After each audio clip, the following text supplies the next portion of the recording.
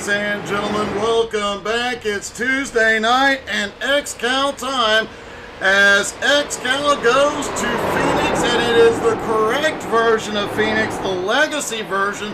No stupid shortcuts here. You gotta do the whole mile around this track. The driver's out battling for almost $300 here tonight, and it's gonna be a doozy.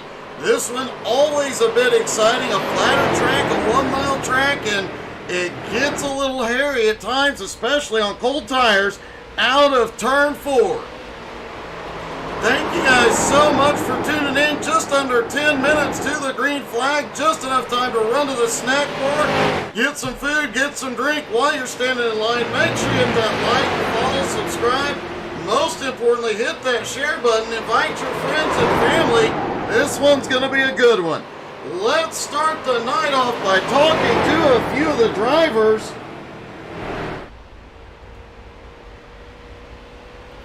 And let's get this party started tonight with Brent Vegas. Brent, how you doing, buddy? I'm good, Dougie. How are you? I'm doing great, man. Back at Phoenix, this one is always a bit exciting. Yeah, I'm really excited. I think the fans should be really excited. They got the one and the only goat of XCAL starting on the pole tonight, Austin Edwards. He's I know it looks like. Hopefully he's a little rusty. Well, I can tell you, I did see him racing last night. He was not rusty at all. Great. That's no good for any of us. But yeah, I'm really excited about tonight. I'm excited about everything we're putting on.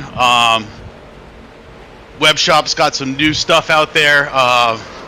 Some busting at the seams stuff. I'm not sure if you're supposed to wear it on your head or possibly use it for a number 2, but it looks all right, I guess, for either or. Well, you just never know with that kind of thing. Man, it's been great seeing you doing so well. Your team has been on fire as well, and good luck tonight. Hey, thanks. I just want to give a shout out to everybody that sponsors us. Flaming Karma Racing, TI Cooler Crew, Butt Kicker, the Web Shop, SimRacer.com, Admin Box, everybody that makes it possible. The fans, go out to our Facebook page, like us, enjoy the show. Should be fun. All right, have a good one, Brent. Thanks, Dougie. Bye-bye. Brent Mekas ready to go. Another driver who is ready to go here tonight. And a little bit frustrated, the rumor has it, Frank Klein. And Frank, heard you're a little frustrated with one of the drivers here tonight. Unfortunately, he's not here tonight, like I figured. It's somebody who's raced in 82 XCAL events, won 9 events prior to last week, and shows absolute nothing but disrespect for the drivers that are in the league now. Doug, I've known you for a while. I'm not pleased with him, and I gotta say, if he does come back while I'm in this league, he will not win another race. Well, man, those are pretty harsh words. I know there was some contact last week. With the time, with him not being here tonight and the week off next week, will there be a little time to catch your breath and maybe chill, or do you have him on your dartboard ready for the next time he's here? As many of my real life racing opponents will tell you, I have a long memory, Doug. I have a long memory. Well, man, best of luck tonight. Your season has turned around, started getting a little bit better. Hopefully that trend continues tonight.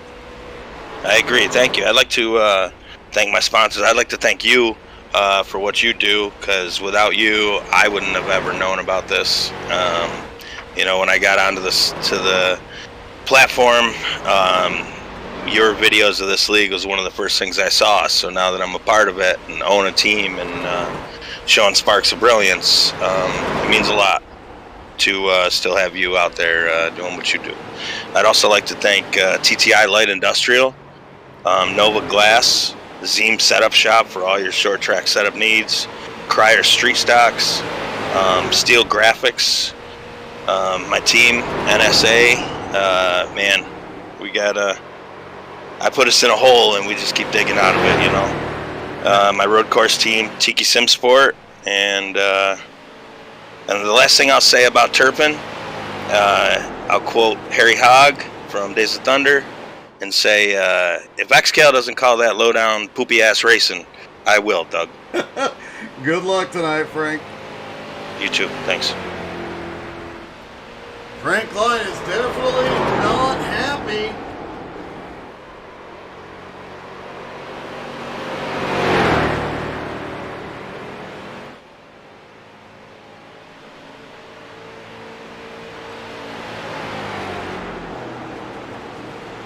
Stephen Rex and Jeff Edgar with us now. And guys, back at Phoenix, how are you guys feeling? Your team has definitely been doing amazing this season. Yeah, we're guys are running pretty good, man. It's definitely been a great season, seeing you at the top of the team points last week. But apparently That'll be this week.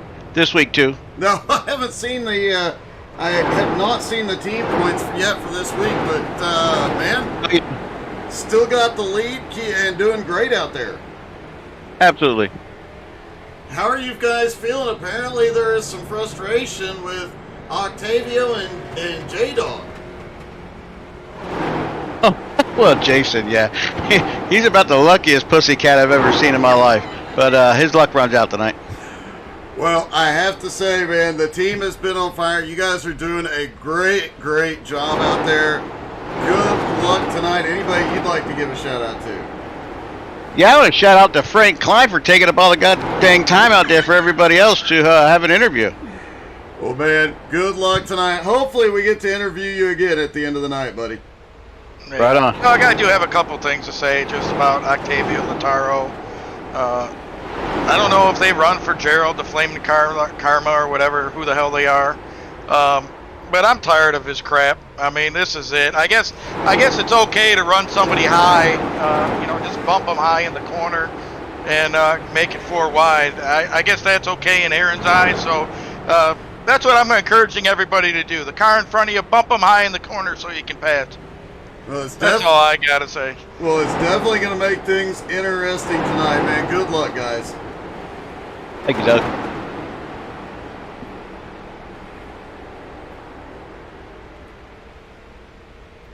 J-Dog, they're calling you a pussycat out here. How you feel about that one? Hey, I don't even need to respond. The last 2 races that Edgar was in, we know what happened, and I'll just let my driving do the talking.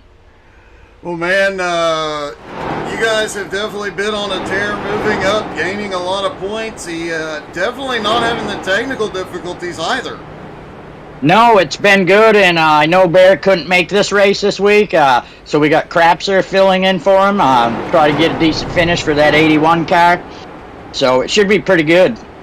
Well, man, I am definitely wishing you guys the best of luck. The Bustin' at the Seams definitely has a big fan club already coming out tonight. All the Seamsters are here. Yes, it's going to be a good one. We got a lot of new stuff in the XCAL web shop. We got the new hat. We got the Joe Campbell fan club sweatshirt there that Edgar needs to run on his hood, plus the 2 wins we have. Everybody get out and check it out. It's some pretty good stuff, and just want to get some fan interaction here and the comments and stuff during this race. It ought to be a pretty good one. All right, buddy. Good luck tonight, man. Thanks, Doug. I just want to thank you and How to Suck at iRacing, and special thanks to Austin Edwards for our setups, and Gerald Poole and the Flaming Karma Paint Shop for getting us our paint schemes really fast, and Admin Box Butt Kicker, JT Mobile Pressure Washing, Sim Hub Racer, Tri-E Cooler Crew, and the XCAL Web Shop Racing Series. We appreciate it. All right, good luck tonight, buddy. All righty. Thank you, Doug. And finally, Michael DiCarlo. Michael, we've said it week in and week out. If you put some JP5 in that car, I guarantee you it's going to be in victory lane by about 10 laps. Brother, it may be in victory lane, but it will be on fire. It definitely will be. I just got done texting Angie. I need JP5 in the morning to get some work done. Roger that, buddy. I just got sipping on my last cup of Periscope Depth before we start the race. Appreciate you talking about Navy Joe and everything. Man, it has not been the start to the season you want, but can you turn it around here tonight? Brother, I'm a cancer survivor right now. I got nowhere to go but up. I'm also a retired submarine chief, so I love the challenge. And coming here, I get a dose of humility. So to all my brothers and sisters out there with the anchors away, my friends, and NavyJoe.coffee. It is the nectar of Team Nectar. It definitely is. Good luck tonight, buddy. Hopefully we talk to you after the race. All right, Doug. Thanks, buddy. Thanks.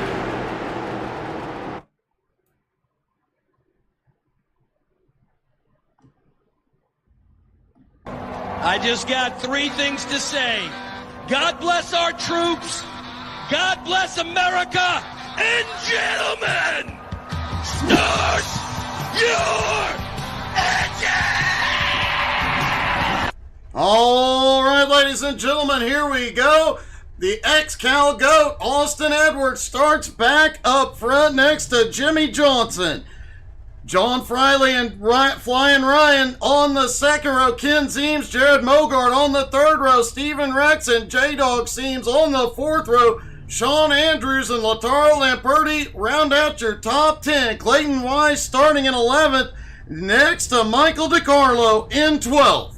Brent Mecca starting in 13th. Joe Campbell in 14th. Cristiano Roca in 15th, Octavio Rondoletto in 16th, Alex Crapser starting in 17th, J.R. Tanksley in 18th, Johnny Evans in 19th, and Frank Klein starts in 20th. Jose Godino and Jeff Edgar 21st and 22nd.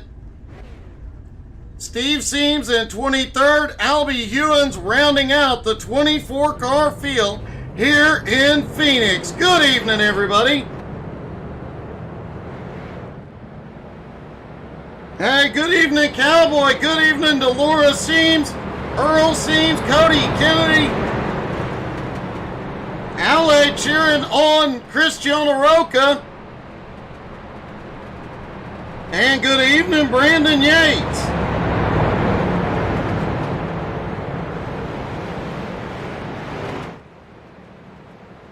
Oh, congratulations, Brandon Yates just had a baby girl. And it looks like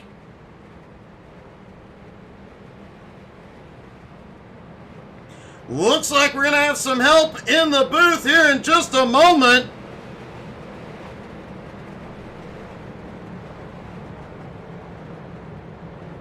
And the green is delayed for some reason.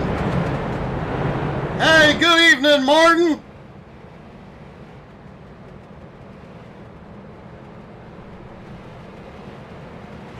That makes sense, Cowboy. Pace truck gonna lead him around one more time.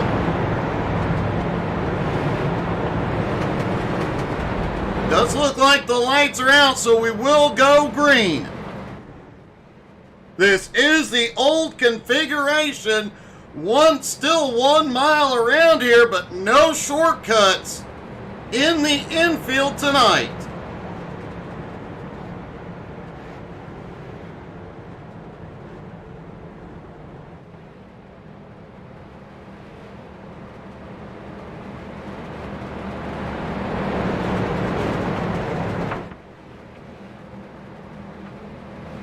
Pace truck leading him through 3 and 4. This is also the old configuration, so the track gets a little bumpy. Here we go, green flag. Boogity, boogity, boogity. Let's go racing, boys. They are underway at Phoenix. 200 laps, 200 miles. And the GOAT, Austin Edwards, out front.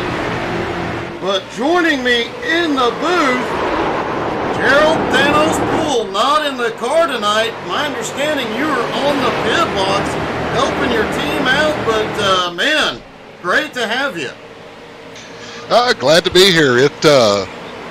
We look like it's going to be an exciting race. So, yeah, I think the start got a little screwed up a little bit. I think there's some netcode problems. I know Argentina's having some weather issues, but yeah, glad to spend a little time with you here in the booth watching this thing go down. Well, already mid-pack, seeing some 2 and 3 wide racing. Really surprised to see so much aggression here in the early going, but it looks like Octavio on the move, Roca trying to move forward, and yeah. How does your team feel about the GOAT being back tonight? Oh, you know, it's always good to have somebody out there that give you some rabbit to chase. So I think it's all good. I think it's a long race. We'll have to see how the fuel mileage works out. I think it should be interesting. My fear is there's going to be a pile up. I think the worst place for it's probably the front stretch because it has a tendency to get 2 or 3 cars that'll walk off the track. So it'll be kind of watching to see how this thing works itself out. Looks like, though, the usual problem with cold tires, getting the cars loose out of 4, has not been an issue yet here tonight, as Ken Zeems is now on the attack. It doesn't look like the cold tires have been such an issue tonight, which might help, because once a car gets loose or has a problem coming out of 4, that front straightaway is not very wide. No, it's not, and the temperature's actually a little cooler, I think, than it probably was last year, because I remember, and actually Albert and I went out a little earlier today and went out, and once it comes in, it actually sticks pretty good to the track. And it looks like it's sticking really good for Alex Krapser in the busted at the seams car here tonight for filling in for the Matt Bear, already up 6 spots into 11th, right on Lataro's back bumper. We have seen a lot of, you mentioned the fuel strategy, we have seen a lot of fuel strategy races this season where just a few extra laps has paid big dividends. Yeah, that's one of the things I think picked up this afternoon with Albert was, we were playing with 3 or 4 different gears, and there wasn't I think just because of the cold weather, there wasn't a big disparity in your fuel mileage, but a lap or 2 can make a huge difference here. Definitely could. And you mentioned the cold weather. The track 81 degrees, but the air 67. Those engines are going to run a little bit hotter. They're going to get a little bit more power out of them. Shouldn't affect the gas mileage too much, but definitely going to give you that little boost of power you need and a little bit more grip out there. Oh yeah, I think the grip's going to be the big thing. I think some throttle control can help you with that fuel mileage, but of course you start getting out there and pushing and getting a little greedy, you can burn a little extra fuel and not realize it. That is definitely the case, and I know this is one of those tracks you're out of the gas for part of the lap. You're out of the gas a little bit in 1 and 2, out of the gas again a little bit in 3 and 4. You can definitely easily conserve some gas here, but you can also, if you keep that foot down, make up a lot of ground as well when you're not conserving. Yeah, I think the big thing is probably with a little bit cooler air, if you get pushing it like that, it's going to have a little bit of effect on the fuel mileage, but I think the big thing is going to be that right front tire. Pushing it too hard is probably going to hurt. Really, that's what's going to hurt you late in the runs. And Lataro is on pit road early. Do we know what happened here? Trying to see if he's got any damage to the car. Yeah, he's got nose and rear end damage that started before the race because of there was a little bit of accordion deal going on, and he slowed down for somebody ahead of him and got hit from behind, so he may be overheating. That could really hurt here tonight. Taro, one of those guys that's up there battling in the points, having a great season. It's going to be his car currently sitting second in owner's points. Oh yeah, he's been something.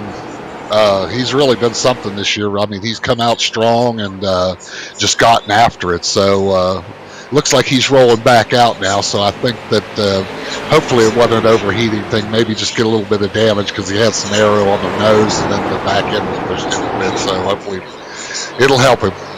The leader, Austin Edwards, is starting to have a severe blinking problem. That could definitely come into play.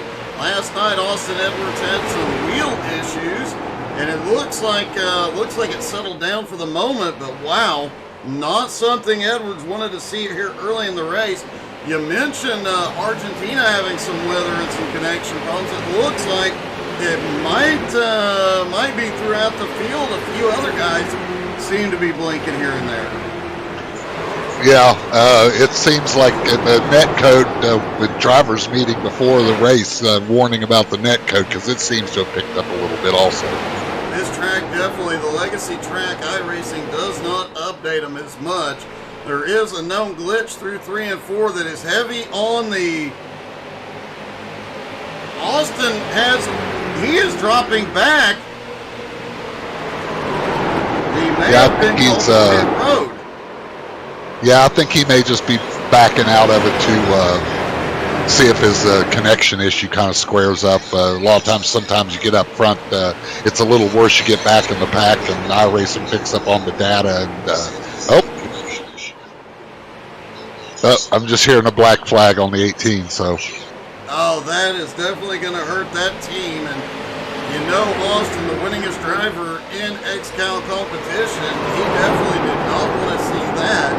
One of the fast guys, Jimmy Johnson out front, has to deal now with Flying Ryan Seams on his bumper and Ken Zeems right behind him. The top three pretty much nose to tail. Zeems shoots to the inside for second. Yeah, he seemed to be really quick and really pretty solid at this track. He hadn't had the best of luck, and he's gotten into some things here and there, but he's had some speed, so maybe it's something he can put together here this evening. But yeah, he seems pretty strong.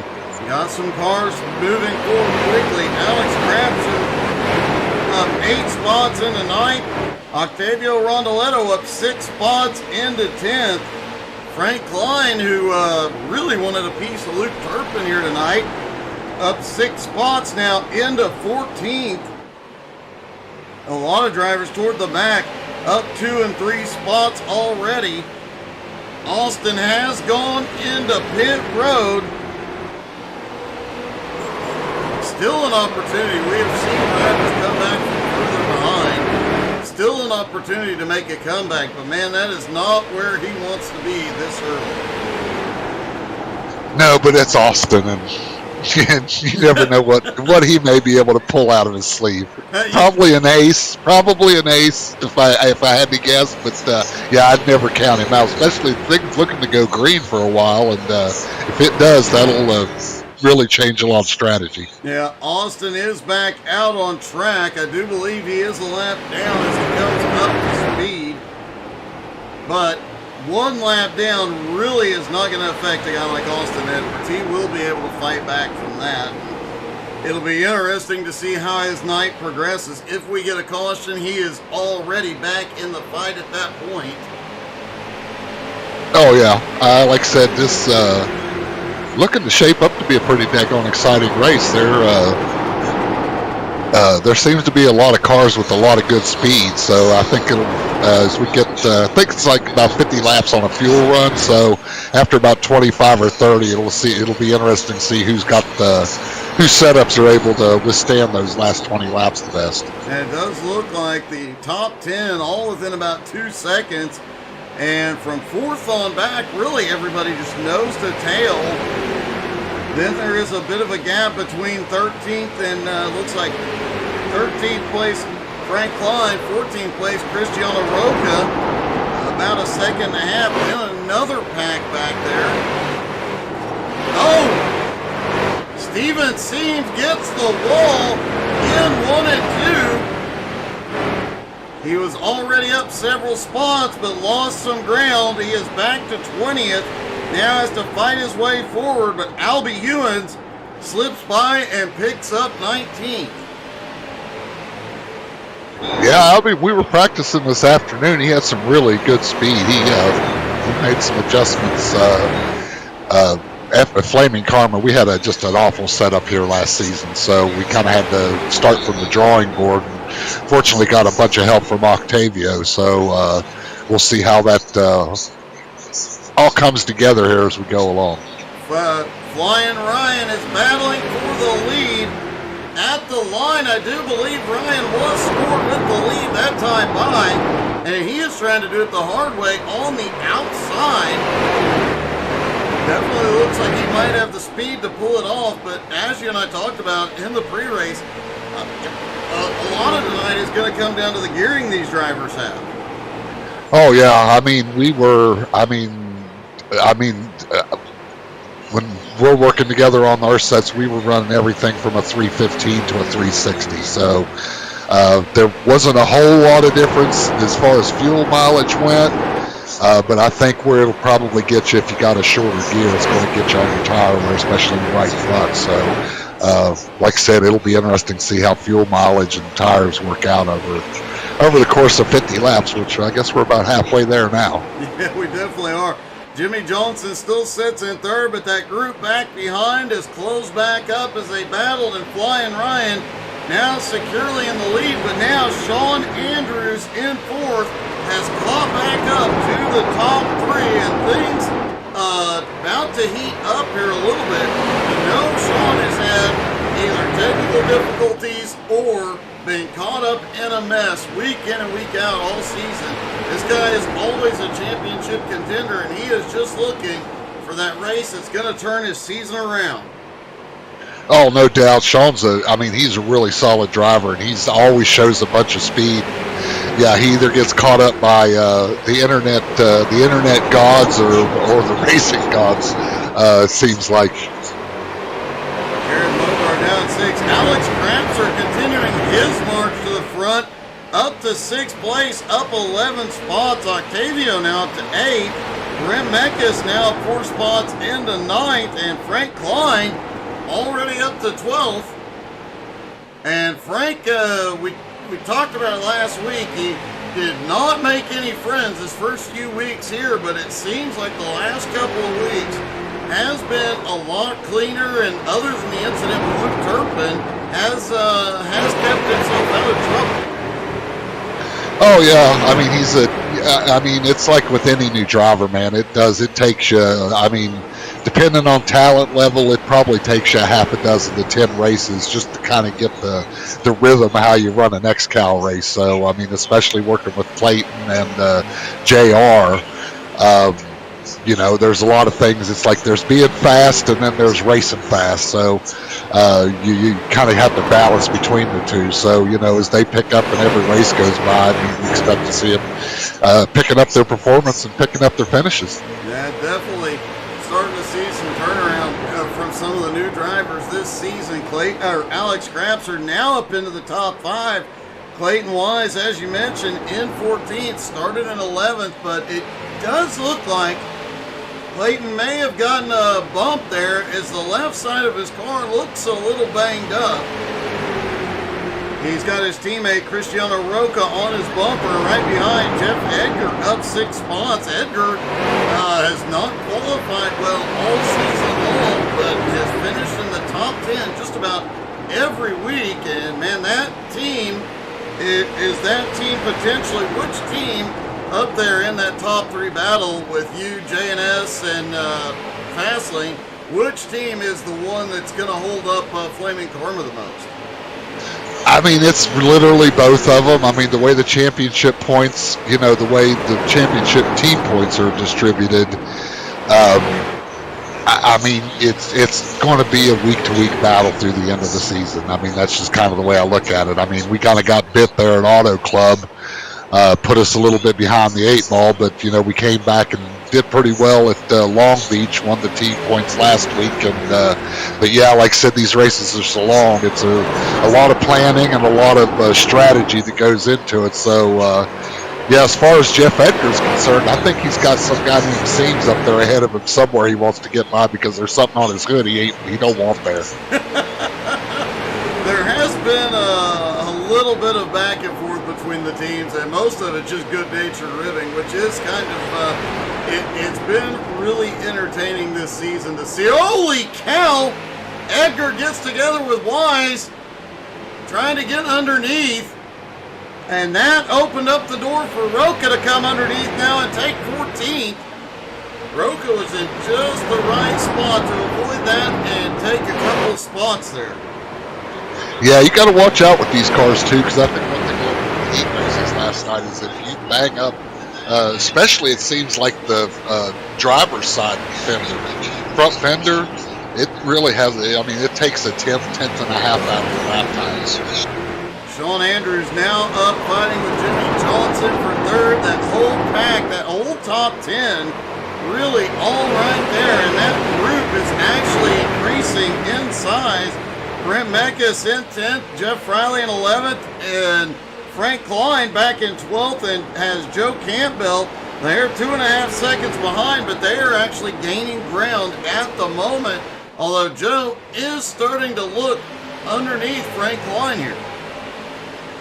Yeah, that was one thing I mean, you really don't know as a team owner or as a driver. You get out there, I mean, everybody's obviously comparing lap times and things like that, but when you get out, since the heat races are so much shorter this season, you really don't get a feel for the long run of the car. So one of the things I was kind of wondering about was, as these runs went on, some of these guys that were, wanting to run out front and run hard, you kind of wonder, what they're doing to their tires. So if we start seeing a bunch of the cars a little bit farther back starting to reel in these guys at the front, it may just be a product of running a little bit too hard. Speaking of reeling in, Austin Edwards currently scored back in 23rd after he came off pit road, was over half a lap behind Michael DiCarlo in 22nd, now just 6 seconds back and gaining ground. Lautaro right behind him. Lautaro is back out, and Lautaro back in 24th, and it looks like Austin is scored as being on the lead lap, so if we do get a caution here, Lautaro will be waved back around. And they are reeling in the leaders. Last time by, Austin faster than everybody. Oh yeah, that's no surprise. Like I said, he's blinking doesn't affect your speed. So yeah, a little bit of penalty for him. It's probably like grading on the curve. It just kind of gave everybody a little bit better chance. It gave everybody a little bit of breathing room before he checked out from the field. Obviously, if he's running the field down this quickly, and once he gets in the field and starts cutting his way through, everybody from the back to the front is going to be aware he's back in the pack and coming quickly. Yeah, I think the other advantage that he and Lautaro may have too is because they did stop. They obviously picked up fuel, so that's going to they're going to have some extra laps here coming down when we start getting close to pit stops. If this thing goes green, then obviously that shuffles them back around, and then it starts to get interesting as far as the strategy goes. And the other thing you mentioned is the pit stops. Having that few extra laps here in Phoenix could be a huge advantage, because pit road entry here has been known to cause a caution. Pit road exit has been known to cause a caution here as well. During that cycle of green flag stops, anything can happen, and often does. Yeah, there's a couple ways to get into the pits, and one of them's a little bit slower but safe, and then there's one where you can get in there real quick, but that wall comes up on you really quick. I have actually recently seen somebody get that wall because they were pushing it to get into pit road. It is definitely a handful. If you try and push it, try to gain any speed on pit road, things can get chaotic quickly. Oh yeah, those cones come up on you real quick. It's not like you got a lot of room to look at it and think about it and get slowed down the proper speed, because yeah, you can get in there so daggone quick, it just all hits you like a tidal wave, and next thing you know, you're entering the pits and passing the cones 5 miles too fast. Definitely the case, folks. Before we get to our first set of green flag stops, we are going to take our first commercial break. Don't go anywhere. We'll go side by side. You won't miss a thing.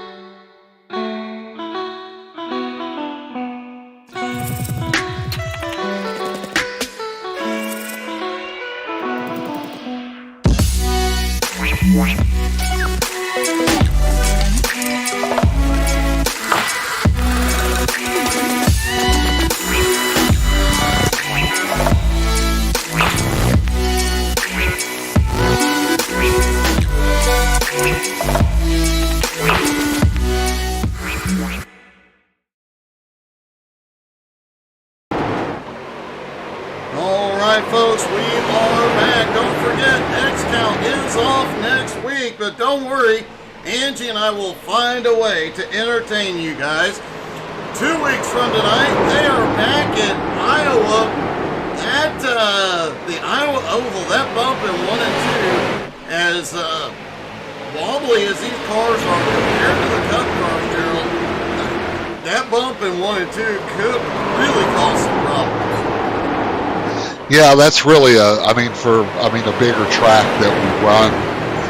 It's one of those places where you want to have enough give in your suspension that you can run those bumps and hopefully have the suspension absorb most of it instead of hurling you to the outside wall.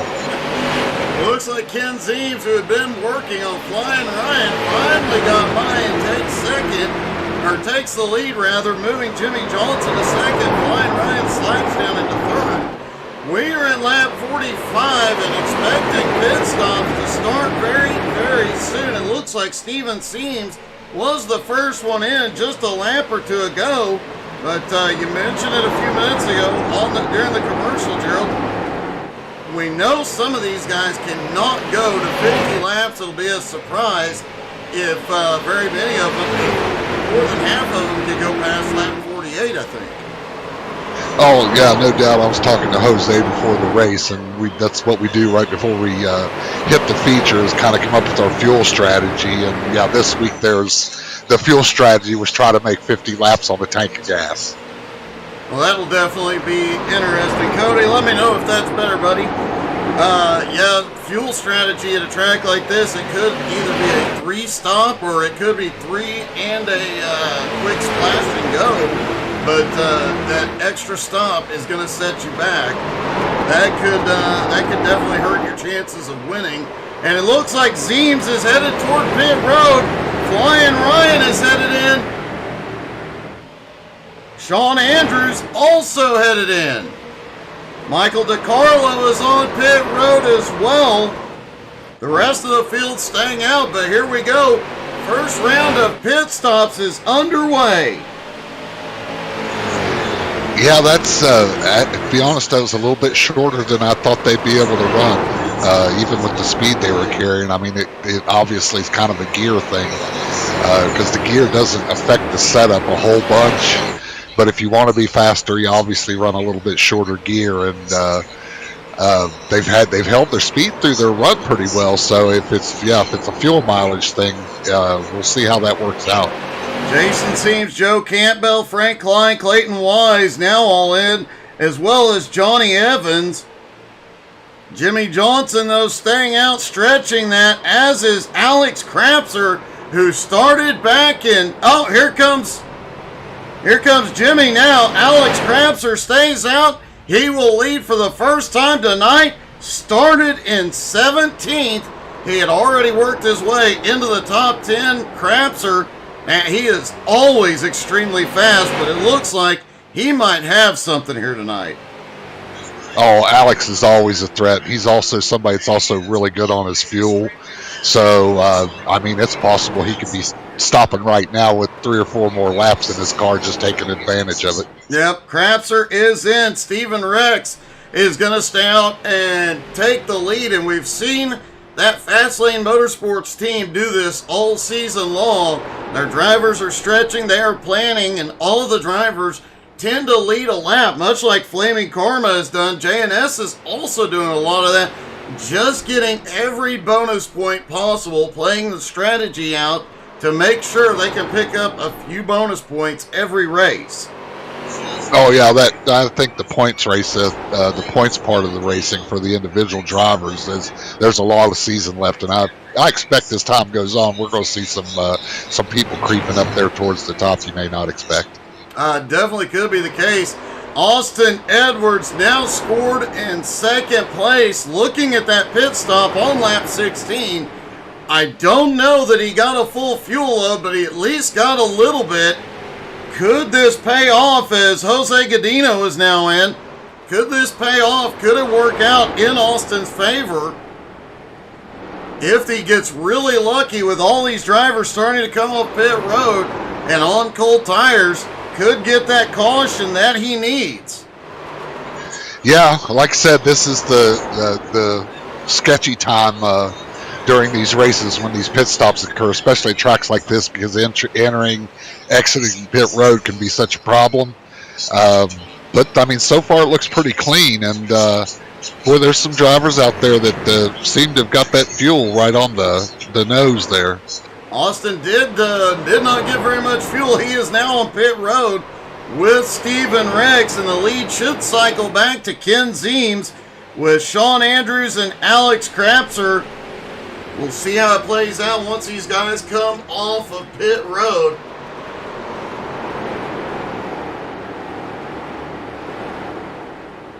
Oh. Yeah, Jose, I was looking at his fuel mileage. He looks like, he kind of called it before the race, so he seems to be aiming for that, not having to take that splash at the end. Definitely could be, and it looks like some of the longest stretch, obviously Krapser went 50 laps.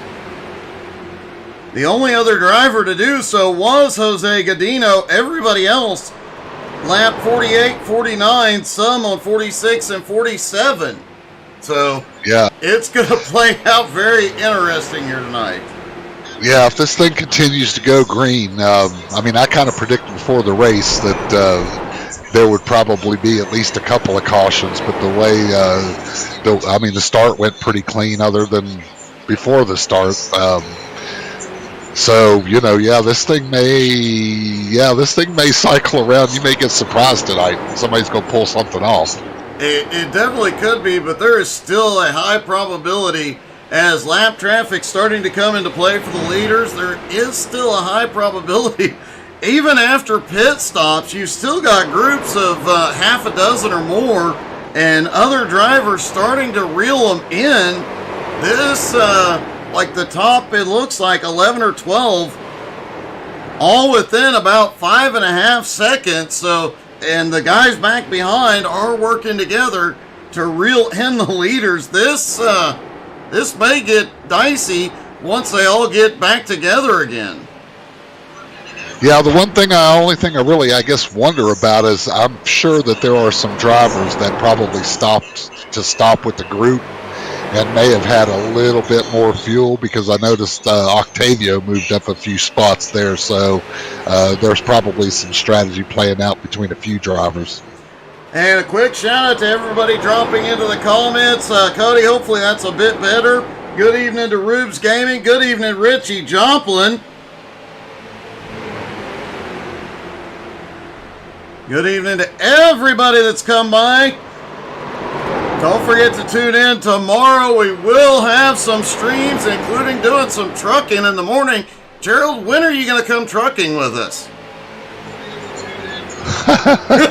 I don't have any big plan as far as that goes, but hey, you never know. We could make a drinking game out of it if that would help.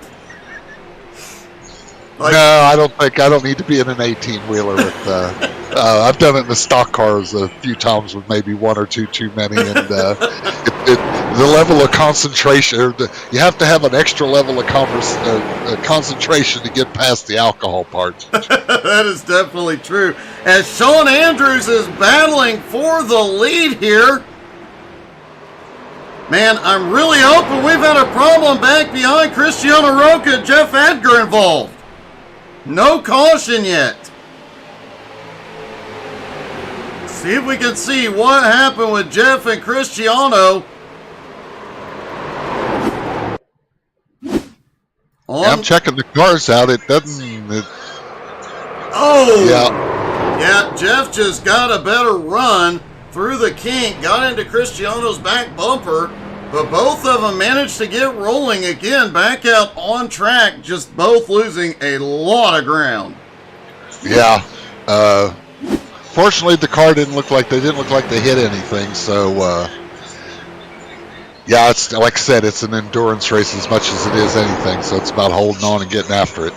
That is definitely the case. And Cody Kennedy said you don't need to concentrate for ATS. Okay, I'll take that under advisement. Octavio now up into third and battling for the lead. We've got about half a dozen cars really starting to fight it out here with Jimmy Johnson sitting back in 6th. Jared Mogard in 7th has brought a few more cars with him. Stephen Rex, J-Dog Seams, and Brent Meckes, the top 10 pretty much back together again, all within about 2 seconds of each other. And we did have a big battle going on up front. They settled into the rhythm for a minute. Yeah, I mean, you take your shots when you got them, and, you know, you just don't want to go crazy. I mean, the problem with, you could work too hard to try to get around somebody and really burn your tires off or burn off a little extra fuel that you probably need. So, like I said, I think there's going to be a lot more strategy going down before this thing's over with tonight. Well, Cristiano Roca dropping back to 20th. Jeff Egger, we saw, managed to recover a little more quickly. Still holding on to 15th. And speaking of coming back from incidents, Austin Edwards is now to 18th, reeling in 17th place Jose Godino. Realistically, he is reeling in everybody ahead of him, and he's only 21 seconds out of the lead at lap 62. So, yeah. How many laps before he's back in the top 5? I'll tell you what, I'm going to bet by the... Let's see, there's supposed to be, 3 pit stops? I'll bet you between the second and third when he's back up there, he found a way to get to the front, because I think he may have short pitted a little bit when he did, because he obviously had more fuel, and I think that's obviously, it's helped him bump him up some spots. So, yeah, he's already got something figured out. He's working on it. Jared Mogard sitting back in 7th place, has a great view. Let's see if we can dial up his nose camera for a lap or two, going around this old abrasive version of Phoenix. Does eat the tires a little bit more than the newer version, but right on the nose of his car. Looking forward at Jimmy Johnson through the kink, and there is a bit of a bump there in the kink. You got to be careful. These cars have enough travel in the suspension that they don't lose it too much, but man, you got to be very careful through that bump, especially in the draft nose to tail. One little bump could send the car around, and wow, Mogard had quite a run into turn 1. Oh, yeah, I mean, just watching them battle up here, I think everybody's trying to be fast and be careful at the same time, and that usually can get a little dangerous. Flying Ryan looked out to the outside. We saw him trying to make a move earlier in the race, and Gerald and I talked about this during the commercial, that sometimes here at Phoenix, drivers will set the car up to run on that high line. It does mean when you're on the bottom, the car is a lot looser, but if you can run that high line when nobody else can, you can make some moves. The corollary to that is you could end up wearing your tires out a little bit sooner, especially that right rear. Oh, yeah. And usually it catches you by surprise. If you roll outside to burn your tires off in a way to loosen your car up, if you do it a little bit too long and you jump inside, buddy, it can be a heck of a lot more loose than you thought it would be. And that, on a flat track like this, once that car gets loose, it can be a bit rough to gather her back up. Without the banking here, or so little banking here at this track, it is hard to catch a loose race car once it gets past a certain point. Oh, yeah, especially if you start pulling sort of a drift through the turns. You feel like you got control and try to work yourself out of that drift, and then all of a sudden that car just snaps on you. Sean Andrews now looking back under Zeems. He wants the lead. Had a little bit of a blink there, but I'm really hoping Sean's that was a one-off. No, he has started blinking again. Hopefully it's just a couple of them. He needs luck to be on his side for one of these races. We know Sean can get out there and win multiple races per season. He just needs his luck and internet to go the other way. Oh yeah, there's no doubt. There's a few drivers in the field that are actually look just like Sean, that are fast enough to be really competitive, but just haven't. They've run into other people's bad luck. That has definitely been the case. Octavio, one of those drivers that just completely lost connection while leading a race a couple of weeks ago. he is, Octavio's been caught by that bug more than a few times over the last few years. Yeah, I've been keeping an eye on their connections, so I mean everything looks pretty good. I mean, like they've been having, of course, it's heading into summer down there, or heading into winter down there, so their weather's starting to turn pretty bad. So hopefully it'll remain stable enough to get them to the end. If it's cold down there, maybe I should move down there. Maybe I can winter here and then go down there to winter during our summer. That would be a nice, comfy way to live. Yeah, you never know. I've heard Argentina's a pretty nice place. Yep, from what I've heard, it's beautiful down there and a lot of history, too. It'd be really cool to go and visit, that is for sure. But I am told our next big vacation will be to Greece and nowhere else. So.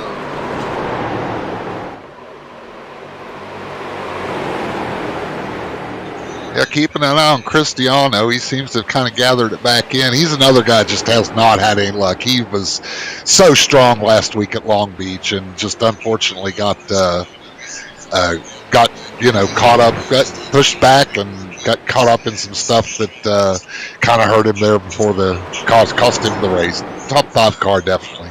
And another guy who's not been having any luck here this season, J.R. Tanksley. Another one. Holy cow, J.R. drifts it through 3 and 4. Wow, he managed to hold on to it, though. Looked like he got a little bit of the apron coming through there. Not something you want to do at this track, but JR has had no luck, not only here, but, man, I know you watched some of the Jones BS race last night. He definitely did not have any luck. Oh, no, yeah, if there was if there would have been somebody dropped a hot dog at the hot dog stand, he'd have run into that. He definitely is fast. He just can't seem to get everything to fall into place like he needs it to. But I imagine as this season wears on, and with Albie there coaching him, I imagine we'll start to see him come forward. We did see back in, I believe it was 2021 or 2022, Albie had a really rough season, but coming into 23, Albie was back on fire. It just kind of goes in cycles at times, and JR is one of the newer racers, both in XCAL and on iRacing, so still a lot to learn. Oh, yeah, like I said, and that's probably been one of the good things is Albie getting back into XCAL and putting a team together, and then we picked up Clayton about the same time, and yeah, I mean they're both on the same learning curve together. So both guys, both drivers got speed, and I think as the experience grows, you'll see their finishes improve. Hey, good evening, Danny and Earl. You are absolutely right, buddy. Ken Zeems out front, Octavio Rondoletto in second, Danny out cheering on the J&S team, and Sean Andrews out in third right now. J&S really has had some, we talked about it a couple of years ago when J&S had fast cars but couldn't get the fuel runs that everybody else was doing. They got that fixed last year, and it does seem like that team as a whole has kind of got everything put back together this season. Started the season off with a win, and I think we're seeing that team start to charge forward again. We've seen it in seasons past with them. First few races don't go their way, but like I said, the years that Joe Campbell wins the season opener, man, they are hard to beat. Oh, yeah. I had the fortune of driving for the J&S teams there for a couple, 3 seasons, and, learned a lot there, and kind of learned to like the street stock enough to stay involved with XCAL. So Danny's a great owner, really. Admire her a lot, know everything she's done, brought to the sport. And like I said, my first season last year, I kept looking up at that, but yeah, I think this team championship is going to be something as we go on through the season. In years past, too, the team championship hasn't been something that's been discussed a whole lot, but with a 3-way tie 2 weeks ago, it is really going to be something to watch as the season goes on. I think Bustin' at the Seams will be up in the fight as well, and I think we're going to see quite a team points battle this season. Oh yeah, I mean and the way the points are distributed for the team championship, there's a ringer in there, and I mean every week. I mean, it's FKR and Auto Club. We walked in tied and then walked out 40 points down. So it's easy to slip back, and it's hard to climb up. So I think the team that's most consistent once we get through All-Star Weekend, built for the long haul and build consistency. And I think that in the end, that's probably what's going to win the championship. It definitely could be. Before the next round of pit stops, we're going to take another quick commercial break. But folks, don't go anywhere. We'll go side by side. You will not miss a thing. Stay with us.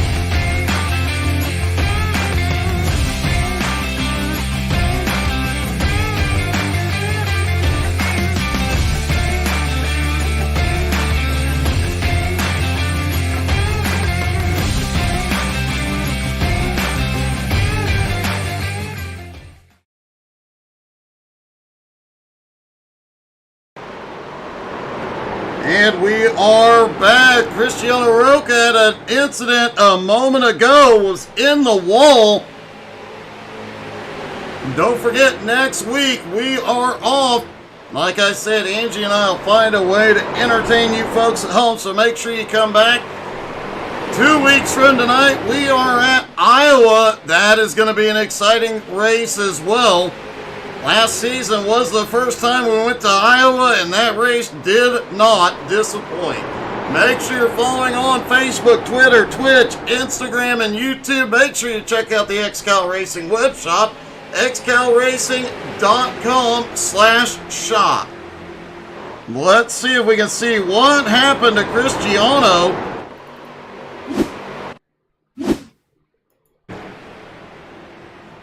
Off into turn one, looks like Albie got underneath, and Cristiano just drifted. You could see the tire track being laid down. Out of turn two, down the back straightaway though, car seems to be alright. Back off into turn three, Albie slides in. Cristiano obviously has some speed. No problem out of turn four, but a lap later, it looked like Cristiano may have been having problems going through turn 1. That time he gets it down perfectly. Back down the back straightaway.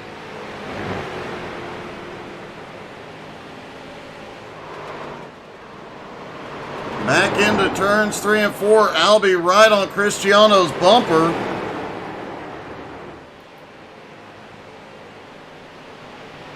And it looks like this is where the incident happened, going back off into 1 and 2.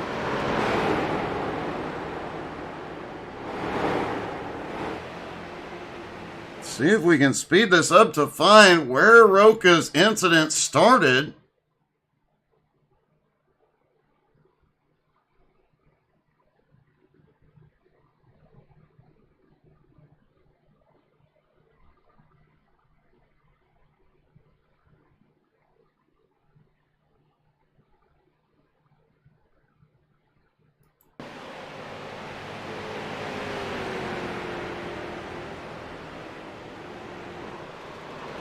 Oh, Roca went down to the bottom on entry. Was there some... Ooh!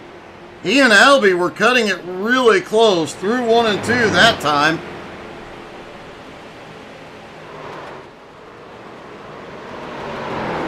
We have seen this oh, yep, just a little bit of contact from Albie Ewens. Ends up going around, clips the wall, and keeps going. But a large portion of the field comes by, and it costs him a lap.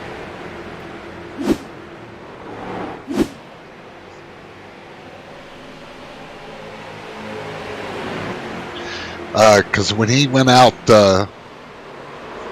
when he went outside, that car looked pretty unsettled. So he may be dealing with a tight condition, get the air underneath you, and lose you back in a little bit. Yeah, we saw him take some damage a little bit earlier on in the race. He took some at the start of the race. He had another incident. He's just not had the night that we normally expect out of Cristiano.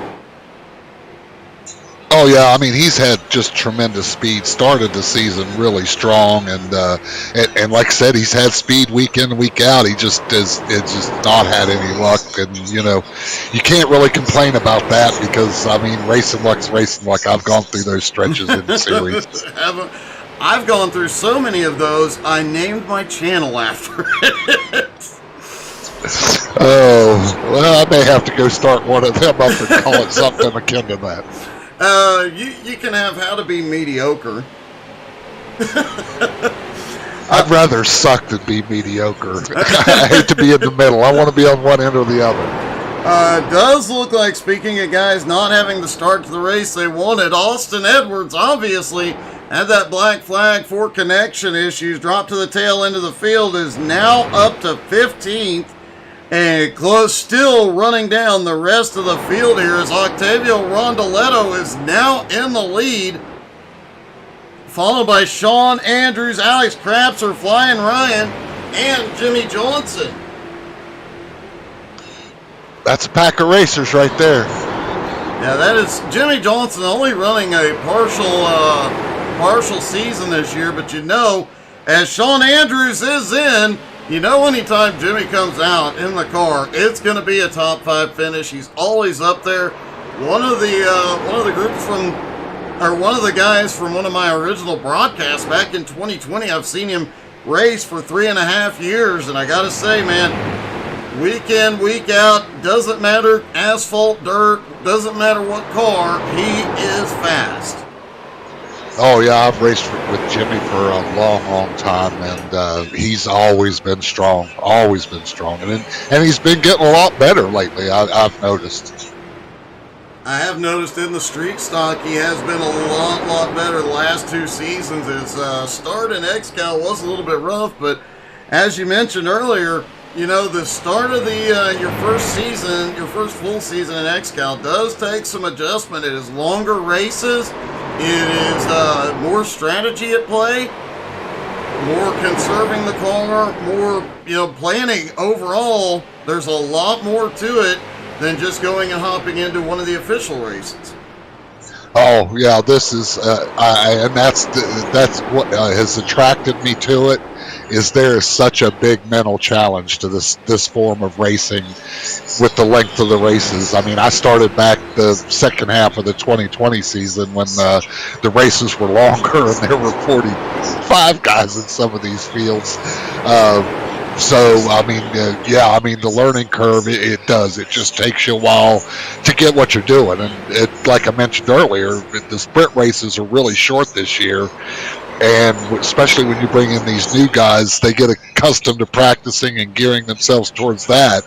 But then them first 3 or 4 or 5 feature races, there's a lot of stuff you need to pick up. And, it's controlled chaos and being as impatiently patient as you can possibly be and not put the car in jeopardy. That is definitely true. Pit stops underway. Flying Ryan and Jason Seams both in. And yeah, Earl, a lot like the real Jimmy Johnson. And Laura Seams, you're absolutely right. Halfway already in this one. And, we have seen the second half of last year saw the first ever green to checkered XCAL event. But since then, we've probably seen 5 or 6 at this point, and this is definitely shaping up that it could potentially be another no caution race. Yeah, I mean, it's the cars are strung out enough. Like I said, I think probably the biggest threat for a caution is somebody coming a little too hard into pit entry and catching them barrels and whipping out onto the track in front of somebody. That is definitely the big issue, because if you hit those barrels wrong, like you said, you're going. Octavio heads in. You see those barrels there to the inside, Mogard in right behind him, and those barrels are not forgiving at all. It is, you hit one, you're going to go for one heck of a ride, and it's not going to end pretty, especially if you're around other cars. Oh yeah, I'm pretty sure they're filled with concrete, not water. So yeah, when you hit them, it's a bad deal. Alex Krapser giving up the lead. Steven Rex is going to stay out. Brent Meckes is in. Austin Edwards still out as well. We've seen Austin in every race he's ever been in. He always manages to stretch that fuel further than anybody else. So it'll be interesting to see how far he goes on this run, because obviously he had the early penalty pit stop, so we didn't get a really good number of laps on that first run for him. Be interesting to see just how far he can stretch this, and will it be enough to help him pick up a few more spots during the pit road exchange. Yeah, like I said, I think I'm guessing at this point in time, he's got about a dozen laps of fuel in his pocket that nobody knows about, if I was just guessing. And I do believe, and we've seen Austin do this in the past, he will sandbag. He sandbags it in the heats, and he will sandbag in the first part of the race, where he will actually pit shorter than he has to, because he knows he can go those extra laps. Austin puts in a lot of testing, a lot of setup building, so he knows how many laps he can go, and he pits a little bit early so nobody else realizes just how many laps he can actually go, and then he's going to stretch it on that last run when he needs to. Oh yeah, and yeah, like I said, every time we race with him and he's out there, there's that element of like I said earlier, he's got a few laps of fuel in his pocket that nobody is thinking about right now, but when it gets down to the end, that's where it's going to be the big difference. He can take a little bit shorter pit stop on the last one and pull himself out ahead, and he knows how to save fuel and be fast, and I've seen him do it a lot of times.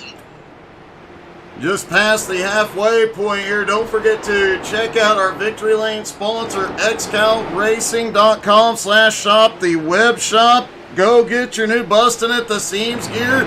Go get your Flaming Karma Racing gear, your Octavio Rondoletto shirt, your Joe Campbell and J&S Racing gear. Caution! Caution is out for the first time tonight, lap 106. And it looks like Ken Zeems and Flying Ryan involved. Let's take a look.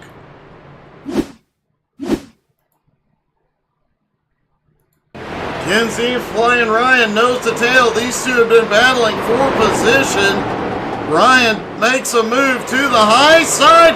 Zeems just comes up and looks like went across the nose. Yeah, it looks like he, well, I'll tell you what, you get on the outside of somebody like that, it really takes a bunch of air off that rear end, and you try to compensate and you start to push. It's hard to hold that car down. Yeah, here they are coming back through, and yeah, Zeems just pushes up right into Ryan's nose, and Zeems gets the worst of it. Ryan hits flush on the left side. That car may be okay, but Zeems is in trouble. And Austin Edwards, Stephen Rex had not pitted yet. They are now on pit road and a lap ahead of the field. And look who's up there. Oh, man, that just changed. That just fixed the connection problem that Austin had earlier in the race and trapped a whole bunch of cars. They will get waved around back to the lead lap while those two are on pit road, but they're going to have a long way to go to catch back up to Austin. Yeah, we got the 3 wave arounds, which will bring Sean, Octavio, and Crapser from what I'm looking at right now. But boy, there's a lot of good cars trapped and lap down. Be interesting to see because looks like Austin and Steven may come out behind the field. That will put everybody at the tail end of the lead lap just ahead of them. This has gotten, I'll tell you what, this changed everything on the fuel too, because now, I'll tell you what, if you stopped right now, you could, one more stop would get you there. Definitely, and Stephen Rex and Austin Edwards just put themselves in the best fuel position, which, by the way, both drivers, 54 laps on a tank of fuel, so they really had more than they were showing, and, yeah, great job by Stephen Rex, too, to be able to stretch his fuel window that long. Looks like at the moment 9 cars scored on the lead lap, but we'll wait till it shakes out to be sure. Oh yeah, this is this is going to get pretty wild. Now it is kind of a fuel mileage race, but it's not having to take a splash. It's how you can split this up going forward.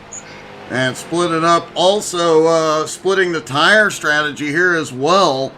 That could be a big factor, having the freshest tires for the longest period of time if you split it halfway.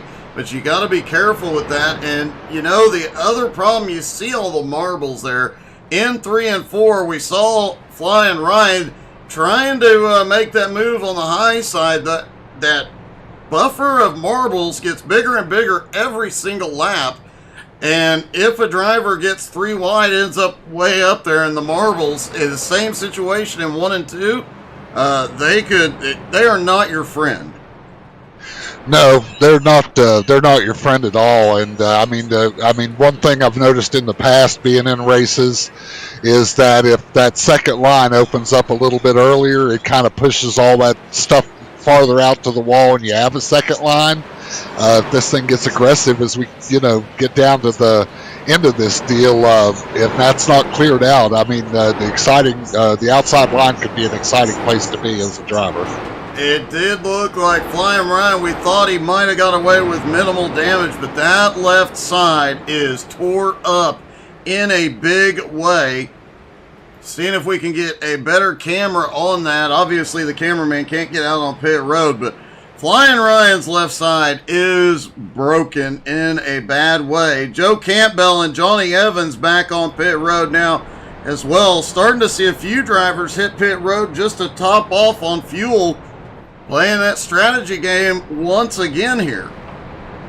Yeah, I think some of those guys that weren't getting 50 laps on fuel, I mean, this really kind of saved their bacon, because now they can go in and with the number of laps left over, they can split the difference going. It may be a full tank, but they don't have to make that extra stop now. That is definitely true. It's definitely... Man, when you have a situation like this where you have an incident midway through the race and it flips the whole race back upside down, everything, all the strategy, all the planning, it all kind of goes out the window. And Austin Edwards is coming back down pit road. He's going to top off. Well, that's an interesting move. That's what I'm thinking. That's also going to help out some of these other drivers out here, but there's no way Austin can go the distance from here on fuel. That'd be 90 laps. We know he can save fuel, but not that dang much. I think, to be honest, I think he's still got those laps in his pocket. He's just picking up some more, and he's going to be able to stop at the end and take the least fuel. Well, it is going to put him back to 10th place. That does move a couple more drivers back onto the lead lap. We're now looking at 13 cars at the moment scored on the lead lap, so that's going to make things even a bit more interesting, because it was looking like only half a dozen drivers would be back on the lead lap. Now you got 13, and you've got a bunch of drivers just outside of the lead lap. Clayton Wise, Joe Campbell, Johnny Evans, Cristiano Roca, Albie Hewins. These are guys that are all fast as well. As green flag flies again, those guys are going to be fighting their way through, and the leader, Sean Andrews, is in the middle of the pack. Yeah, this is where it's going to get exciting. You've got some guys that are multiple laps down. You got some guys that are on essentially the tail end of the lead lap. And fighting through this crowd. It's going to be interesting to see who can battle it out and get their way through and come out on the other side in good shape. Frank Klein was back on the lead lap in 10th place. He is ducked back down pit road and getting tires. That is an odd strategy move. We'll see if that can pay off for him. Oh! We had a car in the wall. Oh! Caution is out. Clayton Wise involved.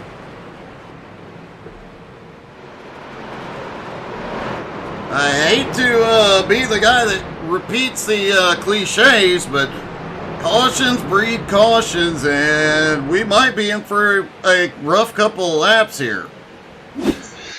Yeah, I mean, I think we've gotten to that point in the fuel situation where drivers are coming out and picking up some aggression.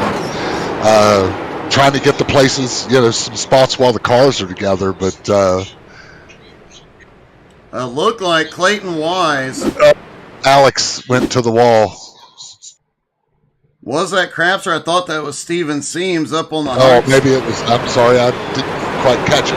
No, I thought it was Alex for a second. Seams up into the wall, bounces off, collects Clayton. Clayton comes down and gets Jared Mogart. Joe Campbell, man, he couldn't have got any closer on that deal. And heavy damage to all the cars involved in that one. Yeah, and once again, the strategy becomes something completely different. Wow, everybody Calculators are smoking at this point. Except for Jose, who does it all in his head in the blink of an eye. That's the fortune of having him in the hauler, man. He tells you what the deal is, and everybody adjusts or pay the price. Well, this is going to put some more cars back onto the lead lap, and a few drivers toward the back of the field may be able to benefit from this. Guys like Michael DiCarlo, Ken Zeems officially out of the race, but Michael DiCarlo stayed out of trouble. He is currently back in 23rd place, but with all these cars catching damage, DiCarlo is going to be able to start moving forward. And we've seen him in a couple of races this season as he continues to learn the racing in XCAL. We've seen him late in a race really start coming forward, ending up with some top 15s. He's definitely got a top 15, maybe a top 10 car before this season is out. Yeah, I mean, right now he's in the top 20 in the MVD scoring. So, I mean, he's an all-star driver at this point in time. And definitely, it's like I said, I think he's, along with some other folks, it's about, getting out there, getting the laps in, having some good support, which I know he does. Wonderful coffee. I love that Navy Joe coffee, by the way. You and me both. but I'm about ready to order me some more here because I'm down to my last pouch of it. So, but no, I think he's another driver, on that learning curve, and definitely somebody I think through the season you're going to see pick up and finishes are going to improve. Oh, definitely so. It's definitely going to be an interesting one for him. Good evening to Cabry Bubble cheering on her dad, Michael DiCarlo, in that Navy Joe coffee car. And yes, we absolutely love Navy Joe coffee here. Yeah. In fact, Angie does not drink coffee. She never really has. And she likes Navy Joe coffee. Which is kind of dangerous for me because, she might take my coffee. Yeah, I'm still kind of figuring out which one I like the best. It is definitely a difficult choice as we're seeing wave rounds underway now, and that's going to put, it looks like, at least 18 cars back on the lead lap. Looks like Lautaro may end up being the first car one lap down. Steven Seams still on pit road. We saw that car heavily damaged. Flying Ryan back out on track after his incident. Does look like that team got a lot of work done on that car, but still some pretty significant damage to it. Frank Klein also back out. He had some damage earlier in the race. Looks like his team is doing a great job of getting it fixed. Cristiano Roca has been caught up a couple of times. He's got some damage, but still maintaining the lead lap. Oh, yeah. Like I said, that's one of the big things within the FKR hauler is it's all about, working together and helping the better guys and being a part of a team. And, like I said, I was kind of a little bit scared there the first part of the race, but as it goes on, we start to see that long view thought and those taking care of the car, even if you had incidents and, hanging in there and seeing what you can drag out by the end of one of these things. And as we get ready to go back to green, it is worth noting he was at the tail end of the lead lap after a black flag. The first caution got him back up to the pack, and he was in the perfect position. Austin Edwards now in fourth. It's going to heat up in a second. Oh yeah, my goodness! If we'll see how this caution things goes on, it may pile up even a little bit more. Green flag back in the air. John Friley leads him down his first time up front tonight. Octavio tried to peek out to the outside. Jeff Egger had a bit of a run. Now Friley swings wide. Octavio to the bottom, and they are trying to get three wide back behind as Octavio goes to the lead, I believe the first time tonight, and we've got a three wide battle into turn three back behind. Oh, yeah, that looks dangerous. Yeah, just a little bit. As a team owner, that's got to make you pucker a little bit because the incident points there. They are going to be four wide headed down. Nope, back to three wide headed into turn one. This is some risky driving right here, but this is the best opportunity to pick up some spots. Yeah, if you go pick them up,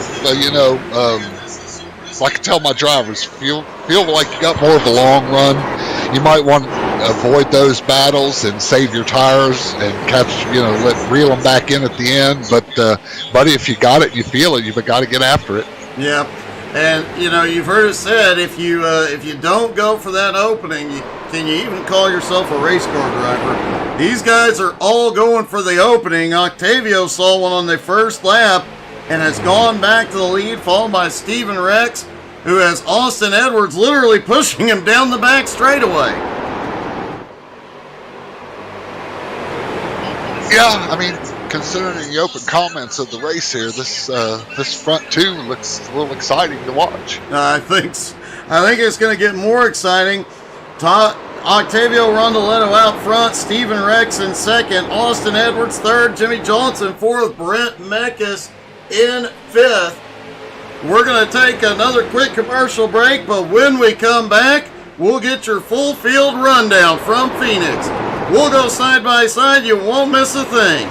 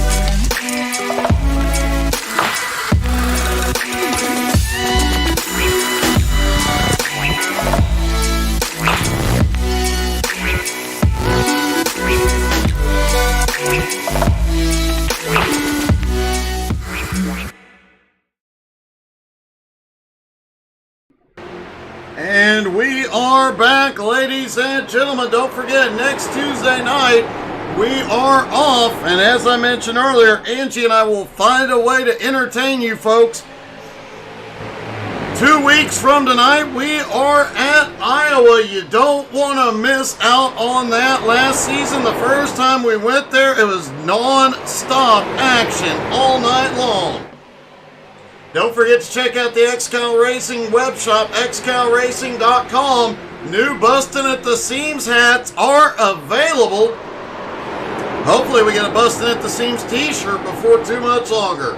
Tonight's event is brought to you in part by Tri-E Inc. and the Cooler Crew and race control equipment powered by Admin Box. Use promo code XCAL-BOX to save 10% on all orders at XCALRacing.com. Let's take you through the field and see where your favorite driver is. Octavio Rondoletto currently at the front. Octavio has had a night of just moving up, started in 16th, now has the lead. Steven Rex currently running in second. Rex has been on fire tonight, the only driver able to stretch the fuel as far as Austin Edwards. Austin Edwards sitting in third, but just started blinking again. Edwards having a rough night with a black flag for his connection earlier in the race, has fought his way back from tail end of the lead lap to third. Jimmy Johnson currently running in fourth. Jimmy running a part-time schedule this season, has ran top 5 in every single appearance. Jason seems battling Jimmy Johnson to take fourth place. J-Dog on fire tonight. He did say in pre-race that team is definitely starting to get a rhythm. They've got the technical issues resolved, and they are going to be up battling every race. Alex Krapser on the move up to 6th place, now battling with Mekas. Alex started back in 17th, up 11 spots. He has been on the march tonight.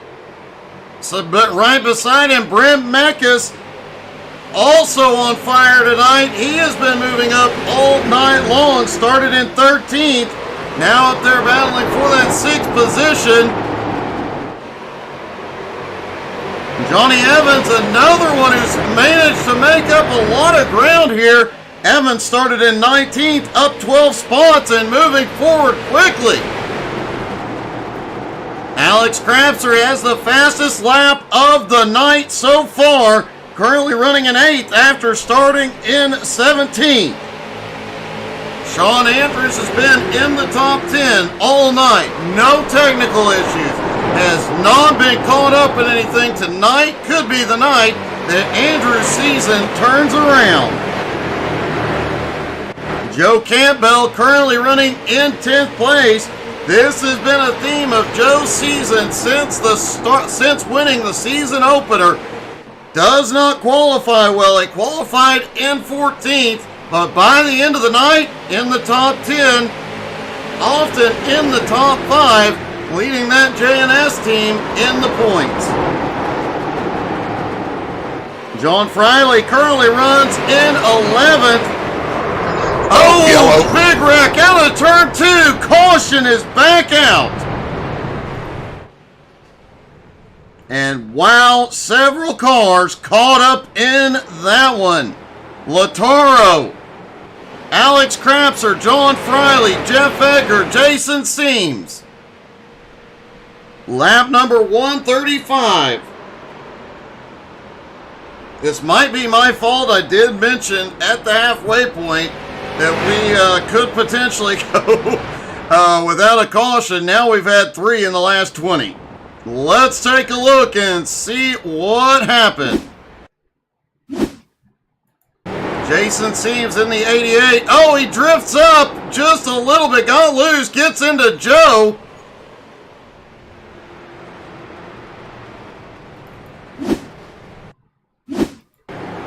Right behind Jeff Edgar sees the 81 has nowhere to go. The 26, Jared Mogard. Jeff Edgar nowhere to go.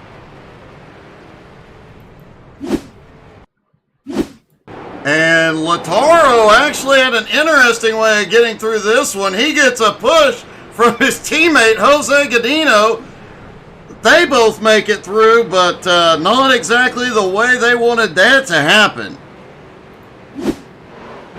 Tell you what, you put the Butcher back out on the lead lap.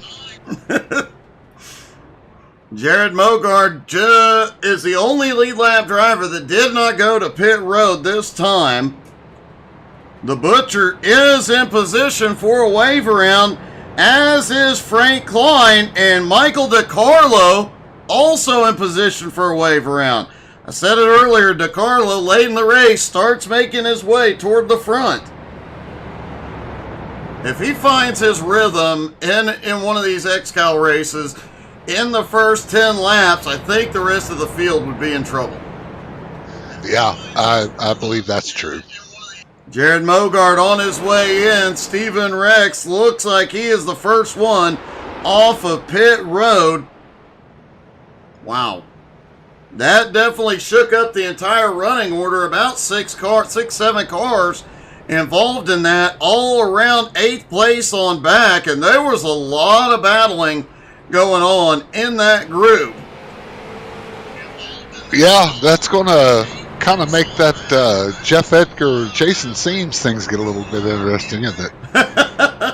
They have had a bit of back and forth this season. You gotta say Jeff Edgar's been around XCAL for a long time. Jason Seams, the new owner of that Bustin' at the Seams team, and both drivers, obviously great drivers, but yeah, we're starting to see a little rivalry between those two teams, that the rookie versus the veteran. That could be interesting. Oh, and I'm sure Jason is very, very motivated because I made the decal that goes on his hood, and I'm sure he really doesn't want it there. Now, I have not heard the full details. How long does he have to run that decal? Essentially, the competition is race by race. So whoever finishes better, Jason or Jeff, the loser has to run the decal. So far, Jason has been fortunate, outlasted Jeff, and the more Jeff runs it, like I said, when you see the decal, you'll see how much it irritates him. Oh, I know exactly what that decal is. It is rather comical, to be honest, but yeah, it's Yeah, I'll tell you what. Yeah, everybody gets a chance. You're on Discord. Go jump on the FKR, or I'm sorry, the XCAL Racing Discord, and I mean, Jason even put out a nice commercial this week. I'm gonna have to go look. I checked the XCAL Discord before the race, but I didn't even see that one. I'm gonna have to go and dig that one back out. Oh my goodness, he's got one of his hats, and oh my goodness, yeah, it's gonna. Yeah, like I said, it's a big deal. I'll be interested to see who ends up having to wear that shameful thing on their hood the most. It's definitely going to make for an interesting season of racing between those two. As lights go out on the pace car, we get ready to go back. Green flag racing. Steven Rex, Octavio Rondoletto on the front row, Austin Edwards, Jimmy Johnson on the second, Brent Mekas, Sean Andrews on the third, Johnny Evans, Joe Campbell, Clayton Wise, and J.R. Tanksley. Now your top 10. Wow, J.R. managing to come through a lot of chaos and puts himself in a really good position here. Like I said, he's a good driver. He really is. He hasn't been on iRacing long, but he's really committed to it. He does have speed. He's got some impatience, but I think as he works himself through, you'll see him finishing better and better. Definitely will as they come out of 4. Green flag back in the air, and Rex checks out. Octavio hanging on the high side, but it looks like Austin Edwards already looking underneath Octavio Rondoletto for second. And how many times have we seen Edwards versus Rondoletto in seasons past? These two have battled for race wins, they battled for championships, and Austin just had another big blink.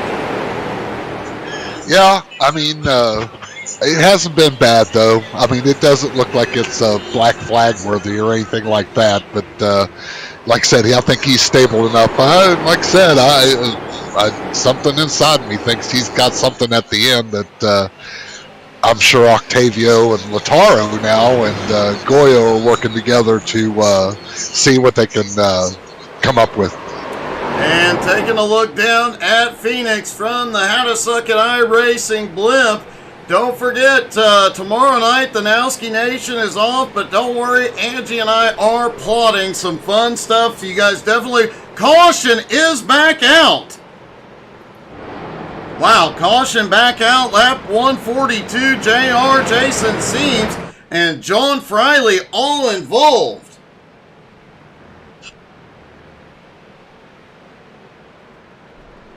Let's take a look and see what happened here.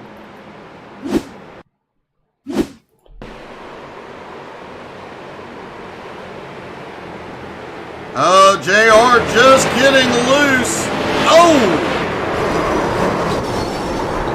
See if we can get a different angle on that.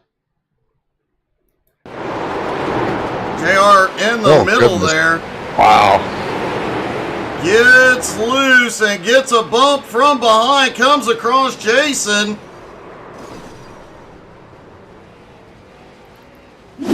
And John Friley, it looked like, just caught the tail end of that. And Jason comes down, bumps into Friley. Friley, oh, Jared Mogard also catching a piece of it. Everybody's back into pit road. Yeah, one thing JR had been struggling with was coming out of 3 there onto the front stretch, that he had some looseness that you could carry some speed with, but it may have cost him a bit there. It definitely seems to have. Back to the blimp, though, as we were mentioning, tomorrow night the Nowski Nation is off. They will return next Wednesday night. We will have something up to entertain you guys. We will be doing a lot of streaming tomorrow. Thursday night, we will, at 7 Eastern, have Home Motorsports, and Gerald will be in that race. Immediately following that, at 8 Eastern, Angie will start the HTSAI Community Convoy, and we will be live right after the race with that. Sunday morning, GT3 NSS returns as their new season is underway. Sunday night, the BRR Cup Series continues the playoffs. 2 races left to go in that. Monday night, Jones BS Racing is back. Legends and late models, some great short track racing. Yeah, I still have to explain that pulling off on the BRR race Sunday night, don't I? What was that about? I'm not in the playoffs. I didn't want to be up front on the outside with, although I had pretty good tires. Now, to be honest with you, if I'd have been in a playoff run, I think I'd have probably had something. But I wasn't in the playoffs, so, I mean, I didn't want to be up front. There was another car that had used tires and had a bunch of fresh tires behind us, so I just wanted out of the way. Well, definitely some great sportsmanship there, and it's definitely going to be interesting. These next 2 races, down to 4 drivers in the playoffs. 2 races left to go, and quite a close battle in a season that AJ Godsey has really dominated. A ton of wins and has led the points for most of the season. Oh, yeah. We tried to work pretty hard here a few weeks ago to get him in here racing on Tuesday night in XCAL, but unfortunately with the penalty situation I was in, it really wasn't a good situation for him. But I'll tell you what, we're going to get him into a car here before the end of the season, and he's due a win. He should have won another race last season. Yeah, he definitely had some very close calls with Victory Lane in XCAL competition over the last couple of years, last year and this year. Every race he's been in, he has been up there fighting for it. On one occasion, I believe North Wilkesboro last year, he had pulled away from the pack and just got caught up in lap traffic incidents. But Yeah, he's going to be a tough one to beat if we can get him back in the car. And several other members of BRR that really need to get back out and drive. Oh, yeah, we need to get Bill Percy out there. Come on. I mean, to be honest with you, and a lot of people might not believe this, but Bill Percy is the only driver that I've ever had in an XCAL car that has 0 incidents in a race. That is kind of funny, but not surprising. I've raced Bill for a long time, and no, he knows how to keep the car clean when he wants. Oh, yeah. Definitely so. Well, Octavio and Jimmy Johnson back on the front row. Steven Rex, Johnny Evans on the second row. Great run by Johnny up 15 spots. Austin Edwards, Bryn Meckes on the third. Joe Campbell, Sean Andrews on the fourth. Jeff Egger and Clayton Wise rounding out your top 10. Of note, Michael DiCarlo has now marched his way up to 17th and continues working his way forward. Yeah, with the way this is going, he's got a good opportunity to end up on the lead lap before this is over with. See what he's got. I think that is definitely a possibility as he keeps working forward. I think we're going to get to see if he has got enough speed to get up into the top 10. As here we go, green flag back in the air. 52 laps to go, and we know 2 drivers in the field can go the distance from here if it stays green. Austin Edwards can go the distance. Steven Rex both can go the distance. Both in the top. Holy cow! Oh, it's not going to happen. Steven Rex will Wow. not be able to at this point. Hard into the outside wall on the restart.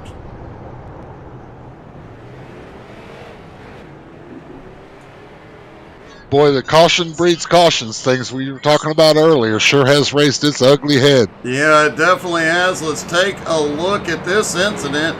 Multiple cars involved. Sean Andrews, Clayton Wise right behind this. You see him just go across the nose of the 33, and yeah, several cars end up down there in the inside wall. Yeah, that's a tough place to go 3 wide. It really is. And through that kink, there is that little bit of a bump, which can unsettle a car. Rex just pushes up just barely into the 33 car. 33 goes around. Flying Ryan, one of the drivers that went off track back behind. Did he avoid any more damage here is the question. Flying Ryan managed to fly himself through there without any issues. Great save by him. Yeah, he stuck through that, baby. He did. So Sean Andrews, Clayton Wise, Alex Krapser, Flying Ryan, Jose Godino, Johnny Evans, Steven Rex, all involved in that one. And wow, could start to see some attrition here before too long with this many cars having significant damage. Yeah, I mean, we're getting down. I mean, if you got a tank of fuel and 4 tires right now, you can go to the end, and I think it's breeding a lot of impatience in the field. I think you're absolutely right, and I think we're about to see things crank up as Austin Edwards now out front. And look who has unlapped himself and got himself now into second. Chris Giannaroca is back up there despite his early incidents. Brent Meckes is now up in third. Rondoletto is now up in fourth. Joe Campbell just now cracking into the top 5. Yeah, I think there's some... It looks to me to be tire strategy, to be honest with you. I've got some guys that went off and pitted a little bit unexpectedly, but I think that there are probably people with yeah, it's going to be interesting. I'll tell you what, I don't know, though. I'm not entirely sure the cautions are done. I have to agree with you on that count.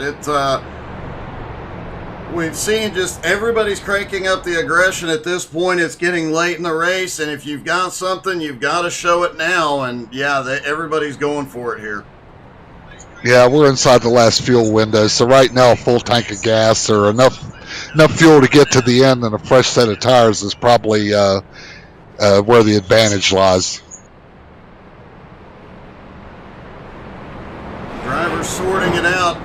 caution. Starting to see some wave arounds here. Flying Ryan and Steven Seams getting waved. I believe that was Steven. Yep, Steven Seams getting waved back on, getting one of their laps back.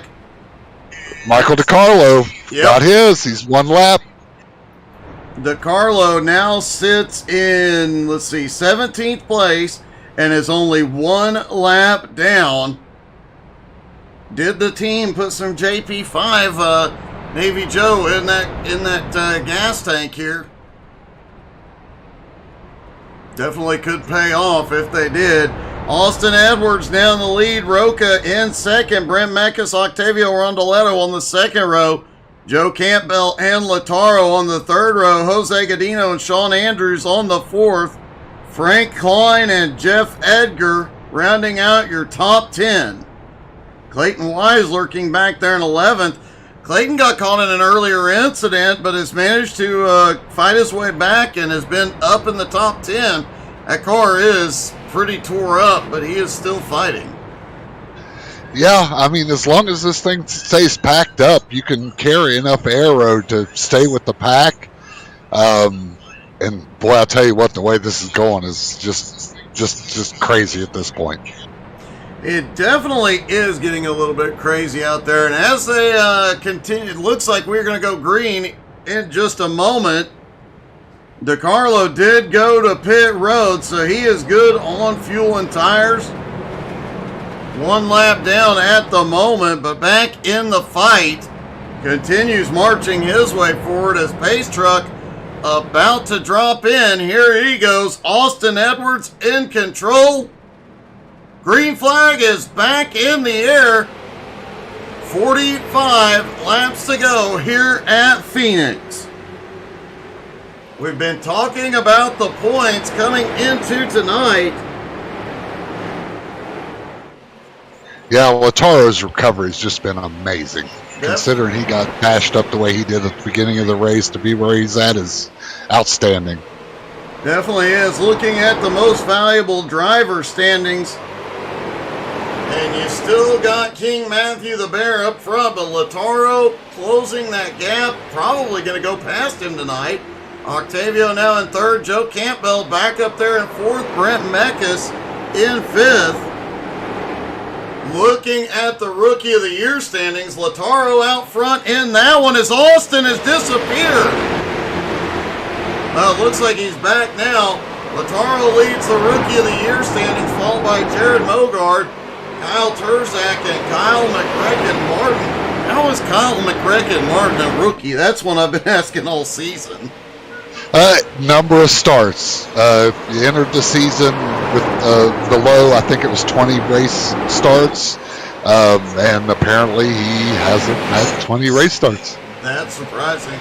Looking at the owner's point standings right now, King Matthew the Bear in that 81 car owned by Jason Seams out front. Lataro, car owned by you, Gerald, sits in second. Turpin moved the 11 up into third. Danny Sargent holds fourth and fifth with Jared Mogard and Flying Ryan. All of the teams pretty evenly matched all season long. Oh, yeah. I mean, we started out a little bit slow the first 5 races. I mean, I knew I was working with schedules.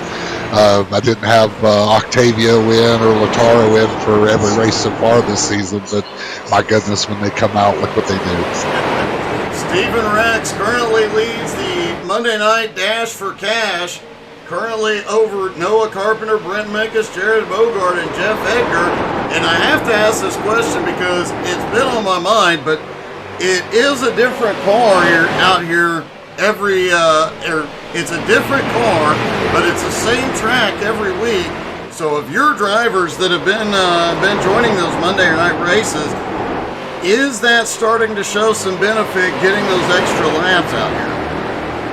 Oh, yeah. I mean, it held every lap, and this, especially at a place like this, where, I mean, the more laps you've had on this track, the better you are at it. So the more laps, especially the inexperienced, the more they get a chance to run some laps, it does nothing but help. That is definitely a plus. You at least get a view of the track. You can test some lines out, try some different things, and bare minimum. Like you said, it's a few extra laps, but it's also finding the spots that are troublesome on the track, like the bottom through the kink here. As look at this, Joe Campbell on the attack on the bottom. Joe goes for third. Yeah, Joe's been strong all season. I'll tell you what, he's somebody that I've just seen. He was very good when I first got around him, but I'll tell you what, he's really gotten stronger as time's gone on. Definitely has, and he did win that season opener in Charlotte. Second time he's won the season opener. Previously won it in 22. Although I have to say I was a little disappointed. The win this season, not nearly as dramatic as the win in 22. Folks, you can find that win on our YouTube channel.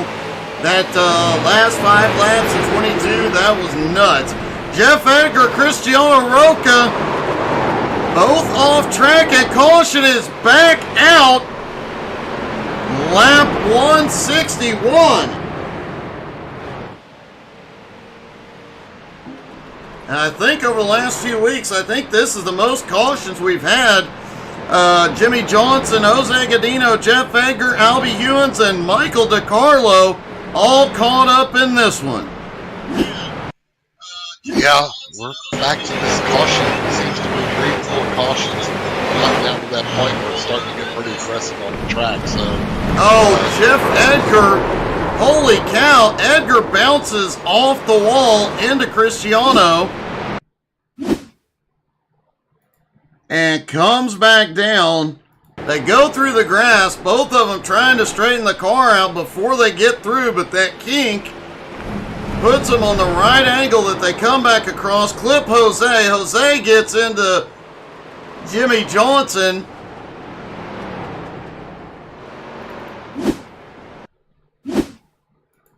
And chaos back behind. Jimmy almost saved it. He was down to the grass. Yeah, that was a tough one. Worth noting, Michael DiCarlo did not actually get caught up in that. He just stopped on track to not get caught in it. Has now moved up into 16th. And interestingly, looking at DiCarlo, I think his car is still clean. Yeah, I just went and popped over to it on my end. And yeah, I mean, he's running a good race. He really is. It's going to be interesting to see how that plays out because, as we mentioned, he moves up throughout the night. He's back on the lead lap, or should be. Yeah, should get the wave around here, which put him back on the lead lap. I do believe Jeff Edgar and Flying Ryan should also be getting wave arounds here. I do see Jeff Edgar is ahead of Jason Seams, so we could see some paint job work this week.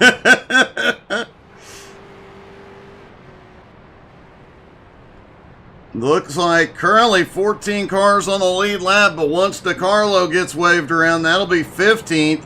Jose Gadino was involved in that incident. I don't know if he'll get a wave around or not. He is still sitting on pit road for repairs, as is Jeff Edgar. I think Steven Seams is back on pit road for repairs. J.R. Tanksley's still on pit road for repairs as well.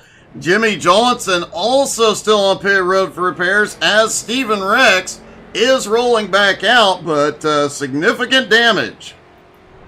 Yeah, that's one of the problems with this place, especially there's certain places you can race on this track. It's not a self-clearing sort of track, and there's not a lot of infield to spin off in, and the front stretch is concrete walls on both sides. So, I mean, when something happens, you start collecting people, it can get blocked up pretty badly.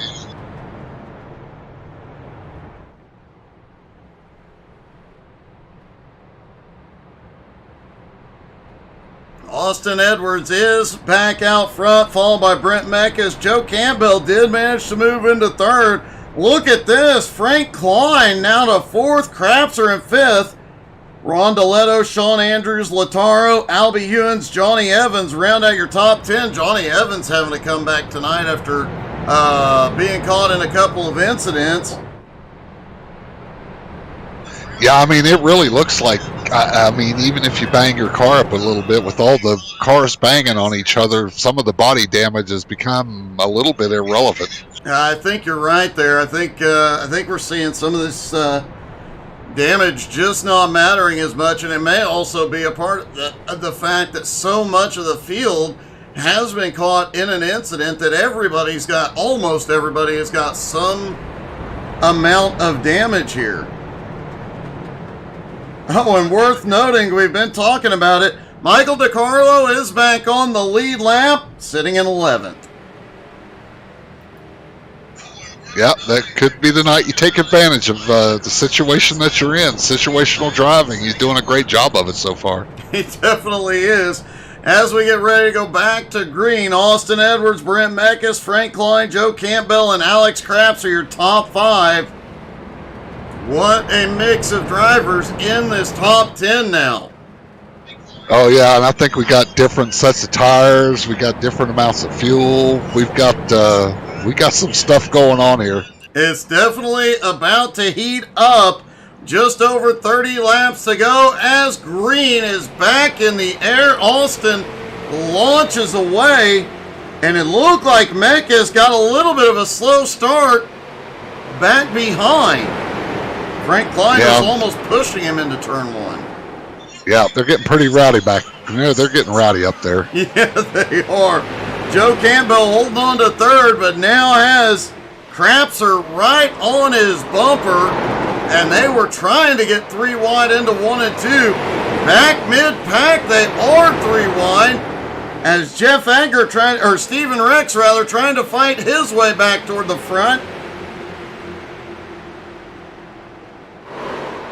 Yeah, I think that big pack right behind the leader's got some different fuel and tire things going on, and there's some guys back there that seem to have some speed that they just can't do anything with the crowd ahead of them.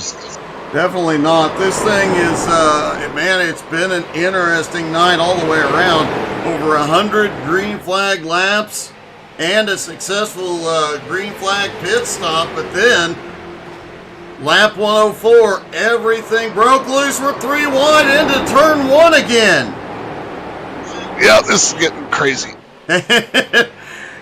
Looks like as a team owner, that's the grunt you're hearing out of me. Yeah, I kind of figured you had one of your drivers on the inside, one on the outside, 3 wide through the turn, and man, it gets a little bit sketchy. Octavio now moving up into 6th. Several drivers from almost every team has a driver in the top 10 now. And that is the reason we've seen that team points battle be so close this season. Oh, yeah, I'm telling you. I mean, it is just so competitive week in and week out. It is. Joe Campbell now in 3rd, and that battle back behind is allowing Joe to clear and set his sights on Brent Meckes. Meckes about 0.7 of a second behind the leader, Austin Edwards, and Austin. Oh, caution! Caution back out, lap 171.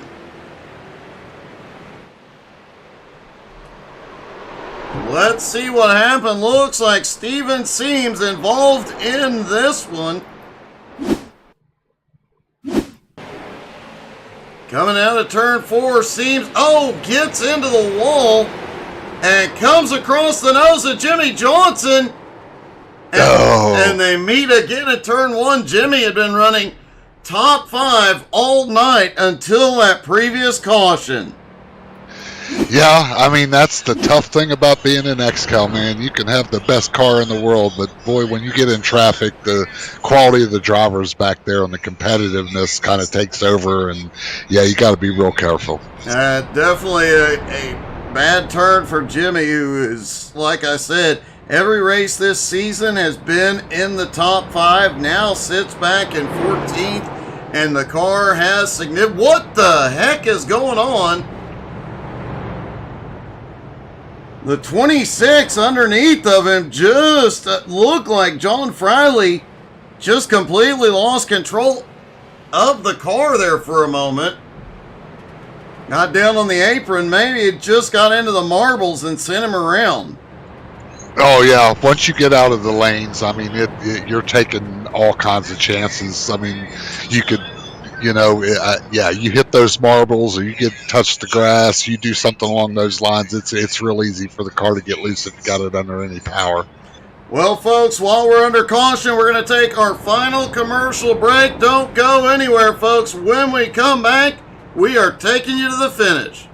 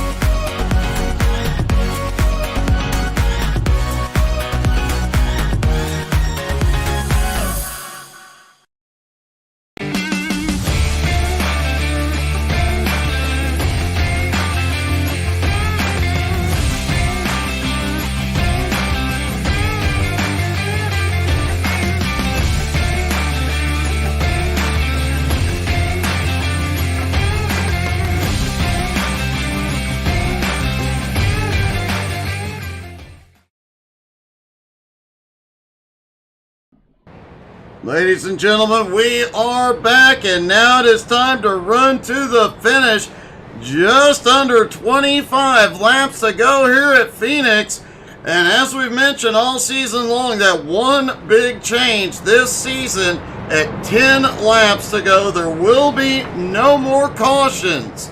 So things could definitely, as we've seen this last 75 laps or so, things have gotten a little crazy, could get even crazier, and at that last 10 to go mark, no telling what could happen. Yeah, that's been a big change in the rules. I'll tell you what, it definitely changes the flavor of what happens in the last 10 laps. And, I mean, you can get caught up into something that can't even imagine. We did see it a couple of times in the past, and like at Lanier, I believe in 22, as Pace Truck drops in. Here we go back to green.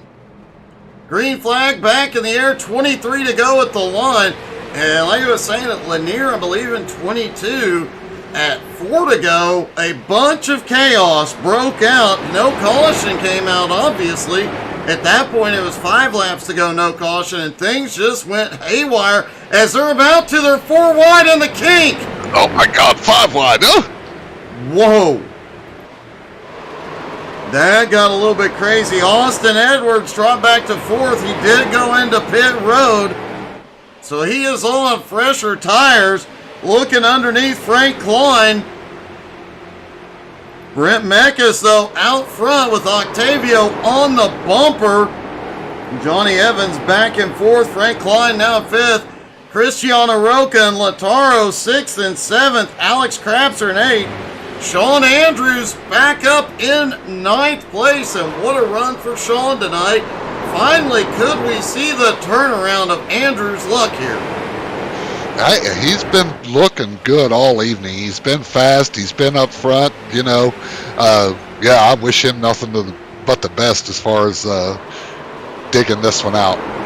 Austin Edwards just set the fastest lap of the night, and Octavio Rondoletto goes for the lead up top.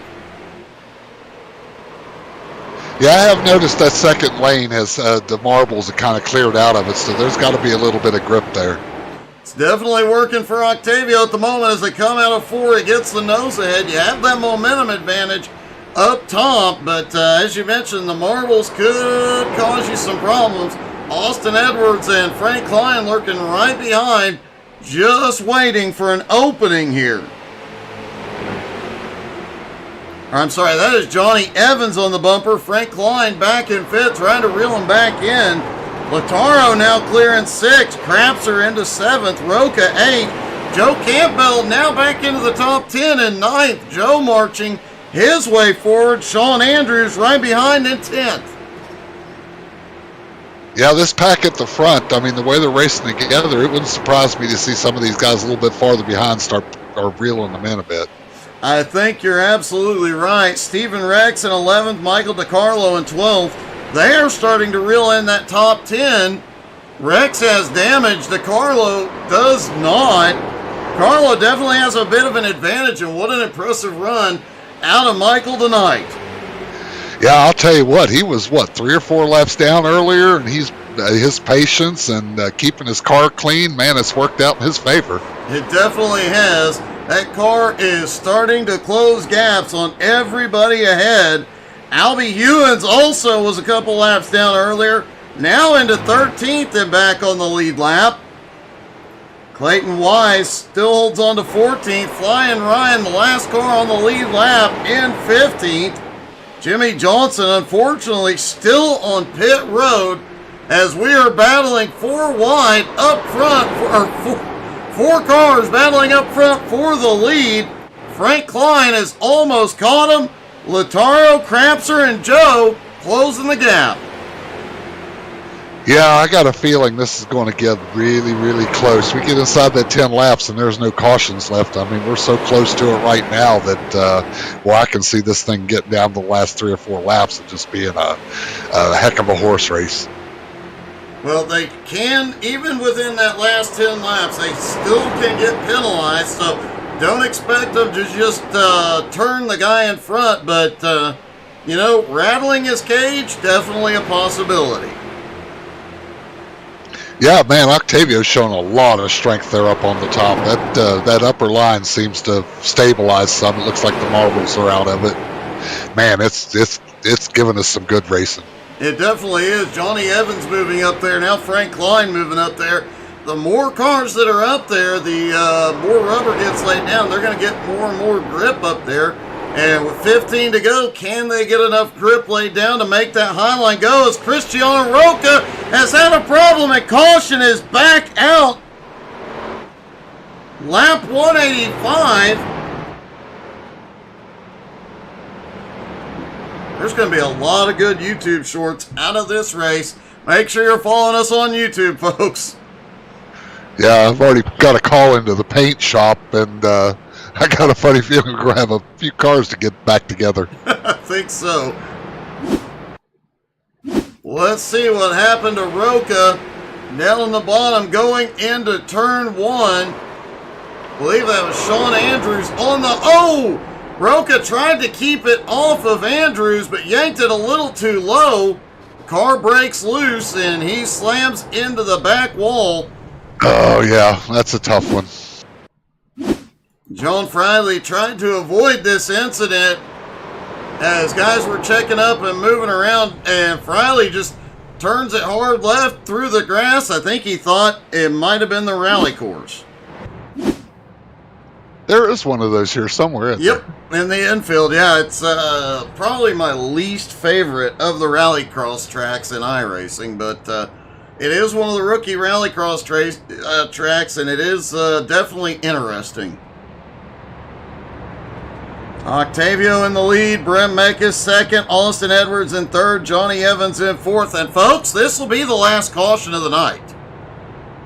Yeah, we're going to roll. Yeah, it's going to go green with less than 10 to go. So it's going to be, boy, the end of this thing is going to be a barn burner. Yeah, you got to wonder, with all the battling going on, how many cars are going to survive that are still out there. And you really got to wonder is, the cars that are out there, you know, there's going to be some chaos. There's going to be some bumping. But guys still on the lead lap, but toward the back, Albie Hewins, Michael DiCarlo, Clayton Weiss, Steven Riggs. Can those guys get lucky, pick up some more spots, maybe some big spots?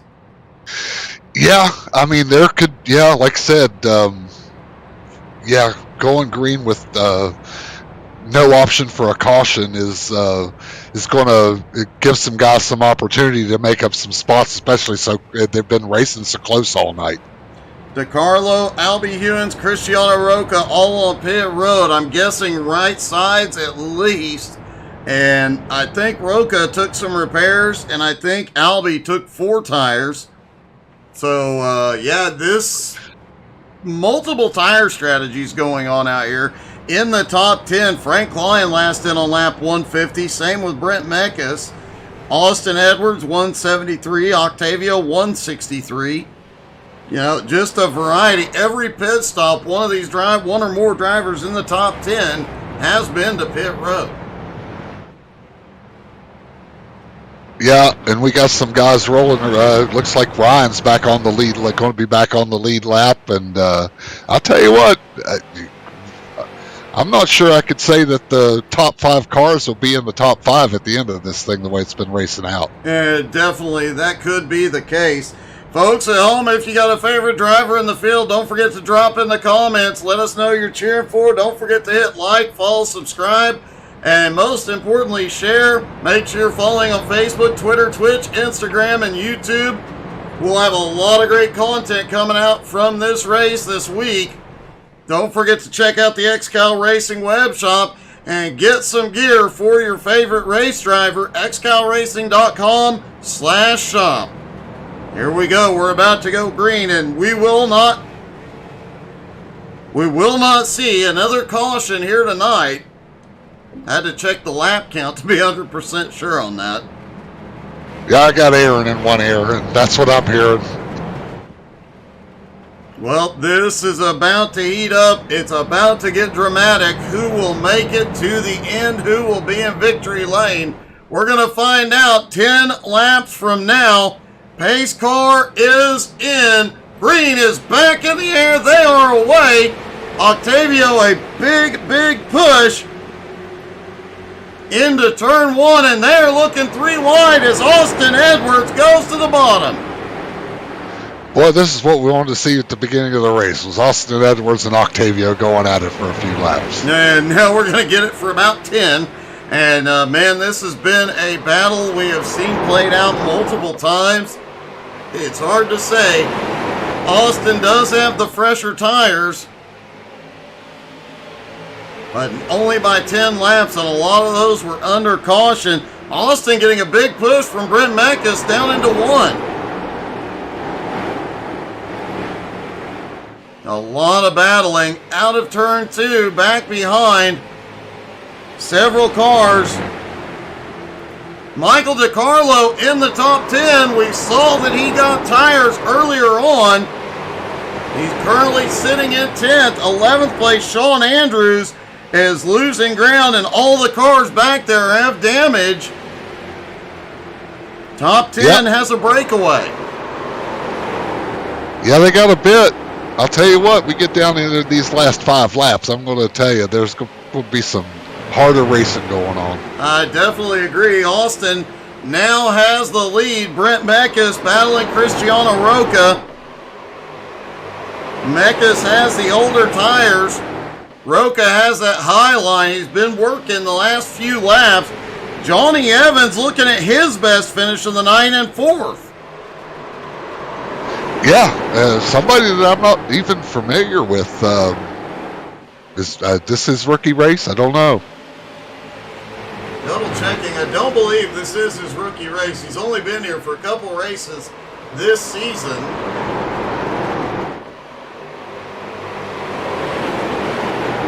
But yeah, for a new guy, great run. I mean, strong. Definitely is looking strong. Busted at the seams. Did have a new driver that was supposed to start tonight, Todd Todriff, but did not make it in. Johnny Evans. Oh, yeah. I do believe, based on the notes, I thought he had been in a previous race. This does appear to be his first race. That rookie luck.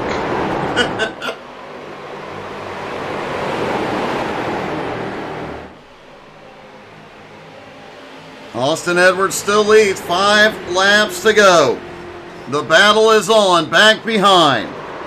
I love DeCarlo's strategy back here. He is still within striking distance, right behind Steven Rex, but he is not battling anybody.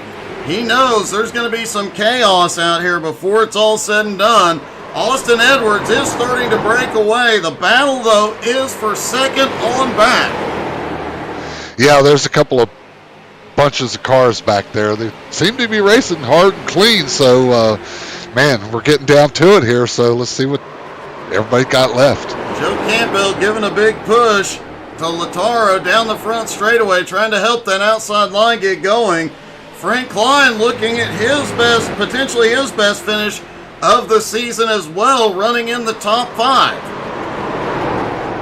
But he is side by side.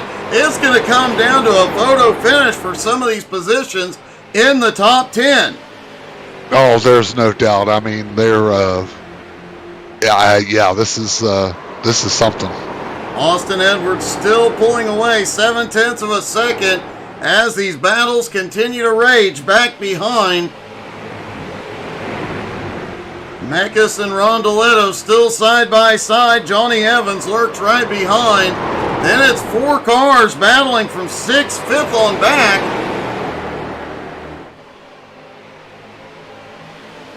And any mistake here is going to be a multi-car incident as we get 2 laps to go.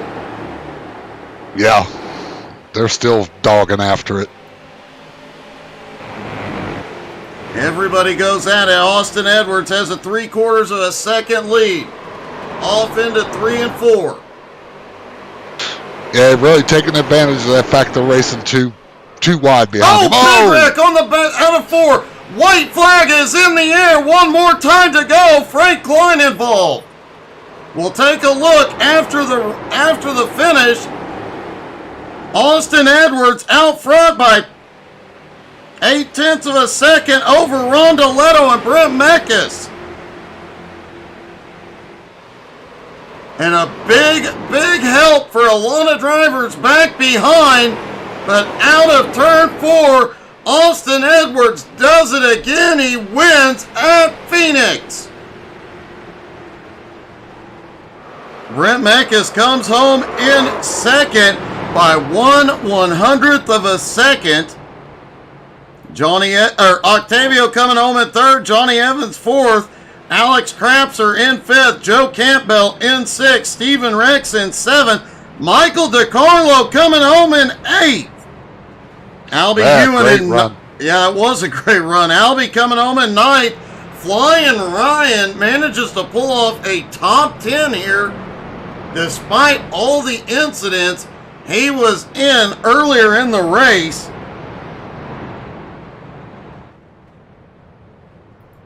I think Michael DeCarlo just let the rest of the field know he is here. I agree. Great run tonight. Solid run. I mean, he was way down and was able to just hold on there and fight his way back into it and come up with a good finish. Waiting for that top 3 to join us, but man, what a finish. Octavio continues to have an awesome season Austin Edwards reminded everybody tonight why he is the XCAL GOAT for sure.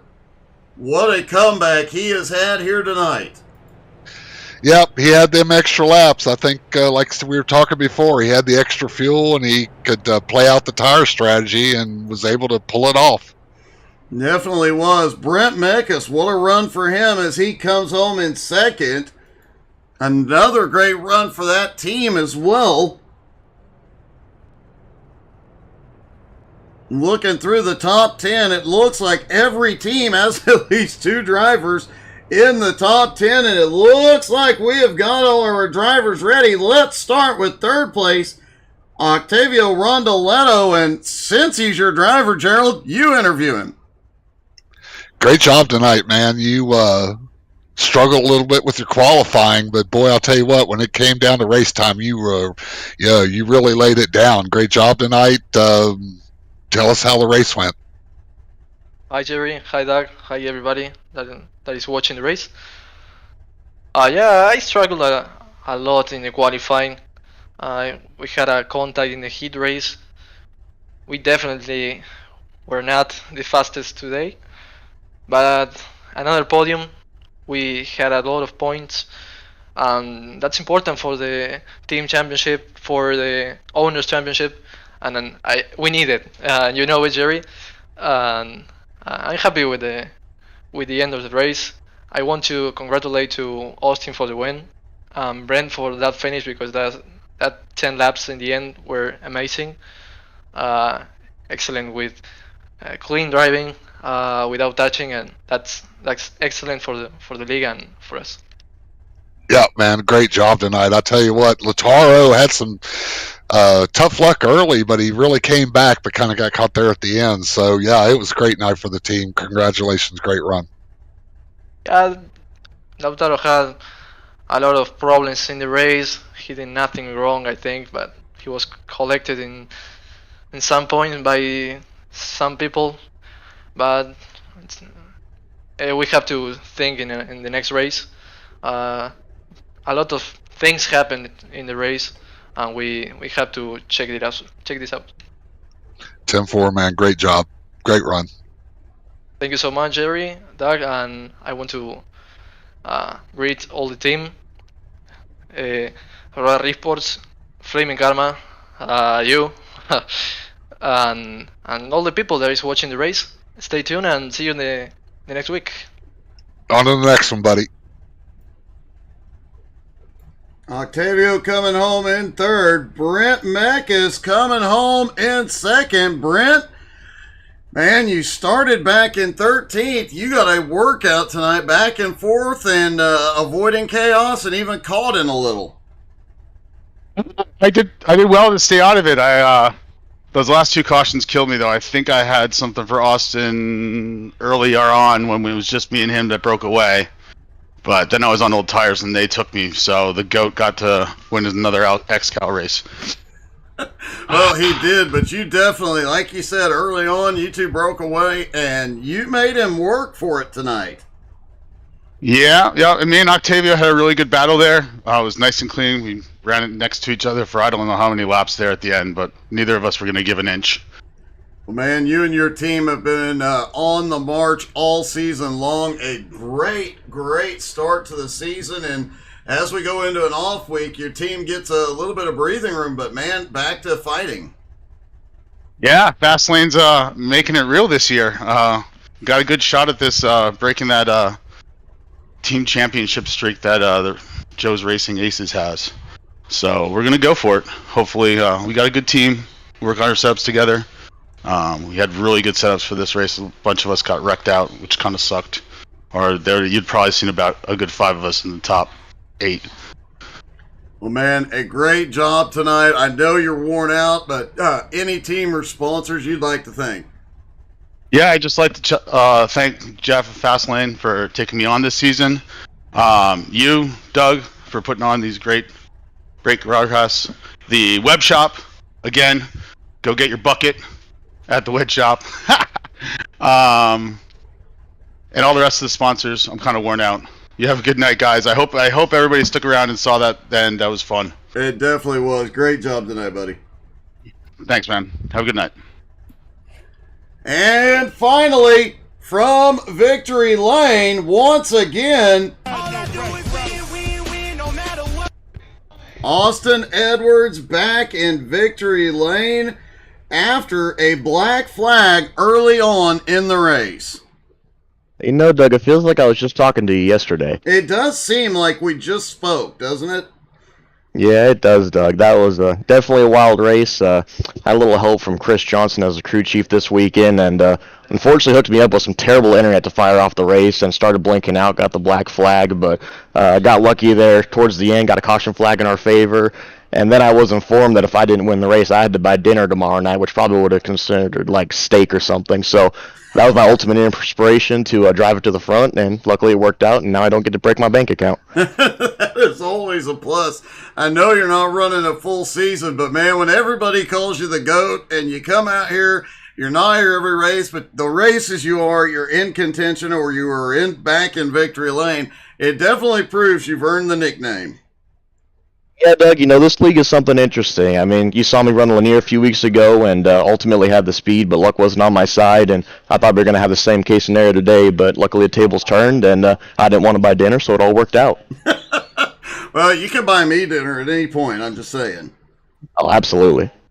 Man, great job tonight. Great to see you back in Victory Lane. Any team or sponsors you'd like to thank?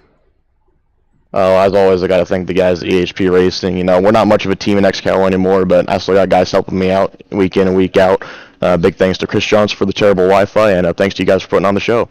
Man, great job tonight. Congratulations. The XCAL GOAT, Austin Edwards, back in Victory Lane. Good job, buddy. Thank you, Doug. Well, Gerald, Austin is back in Victory Lane. That first 100 laps was tame. That second 100 laps was nuts. You know, I would have actually thought that the cautions would have happened a little bit early and everybody would have calmed down. But I'll tell you what, I mean, the first half of the race was pretty tame. And like I said, man, when it got down to that, inside that 100 laps, when everybody knew what their fuel situation was and could play some games with tires, they really, I mean, it was just, I mean, it was dog on dog race in the end of the whole last 100 laps. It definitely was a great night of racing. A lot of great YouTube shorts coming out of that, folks. It's been an awesome night. I am worn out. I know the drivers are worn out. I'm sure Gerald is a little worn out as well watching his team tonight. Man, a great night. Great job tonight, Gerald. Thank you much. And, hey, you do a great job. And thanks, Aaron, to and the Web Shop Racing Series, all the sponsors, Butt Kicker, Admin Box, Sim Racer Hub, Tri Cooler Crew, everybody out there, man. Yeah, this was an exciting one to watch. I'll be excited to go back and watch it and listen to myself. Well, great job tonight. Great job to all the drivers. Thank you all so much for tuning in. Don't forget, Nowski is off tomorrow night. We will have something to entertain you guys, though. And thank you all so much for tuning in. Hope y'all had as much fun as we did. Have a great night, everybody.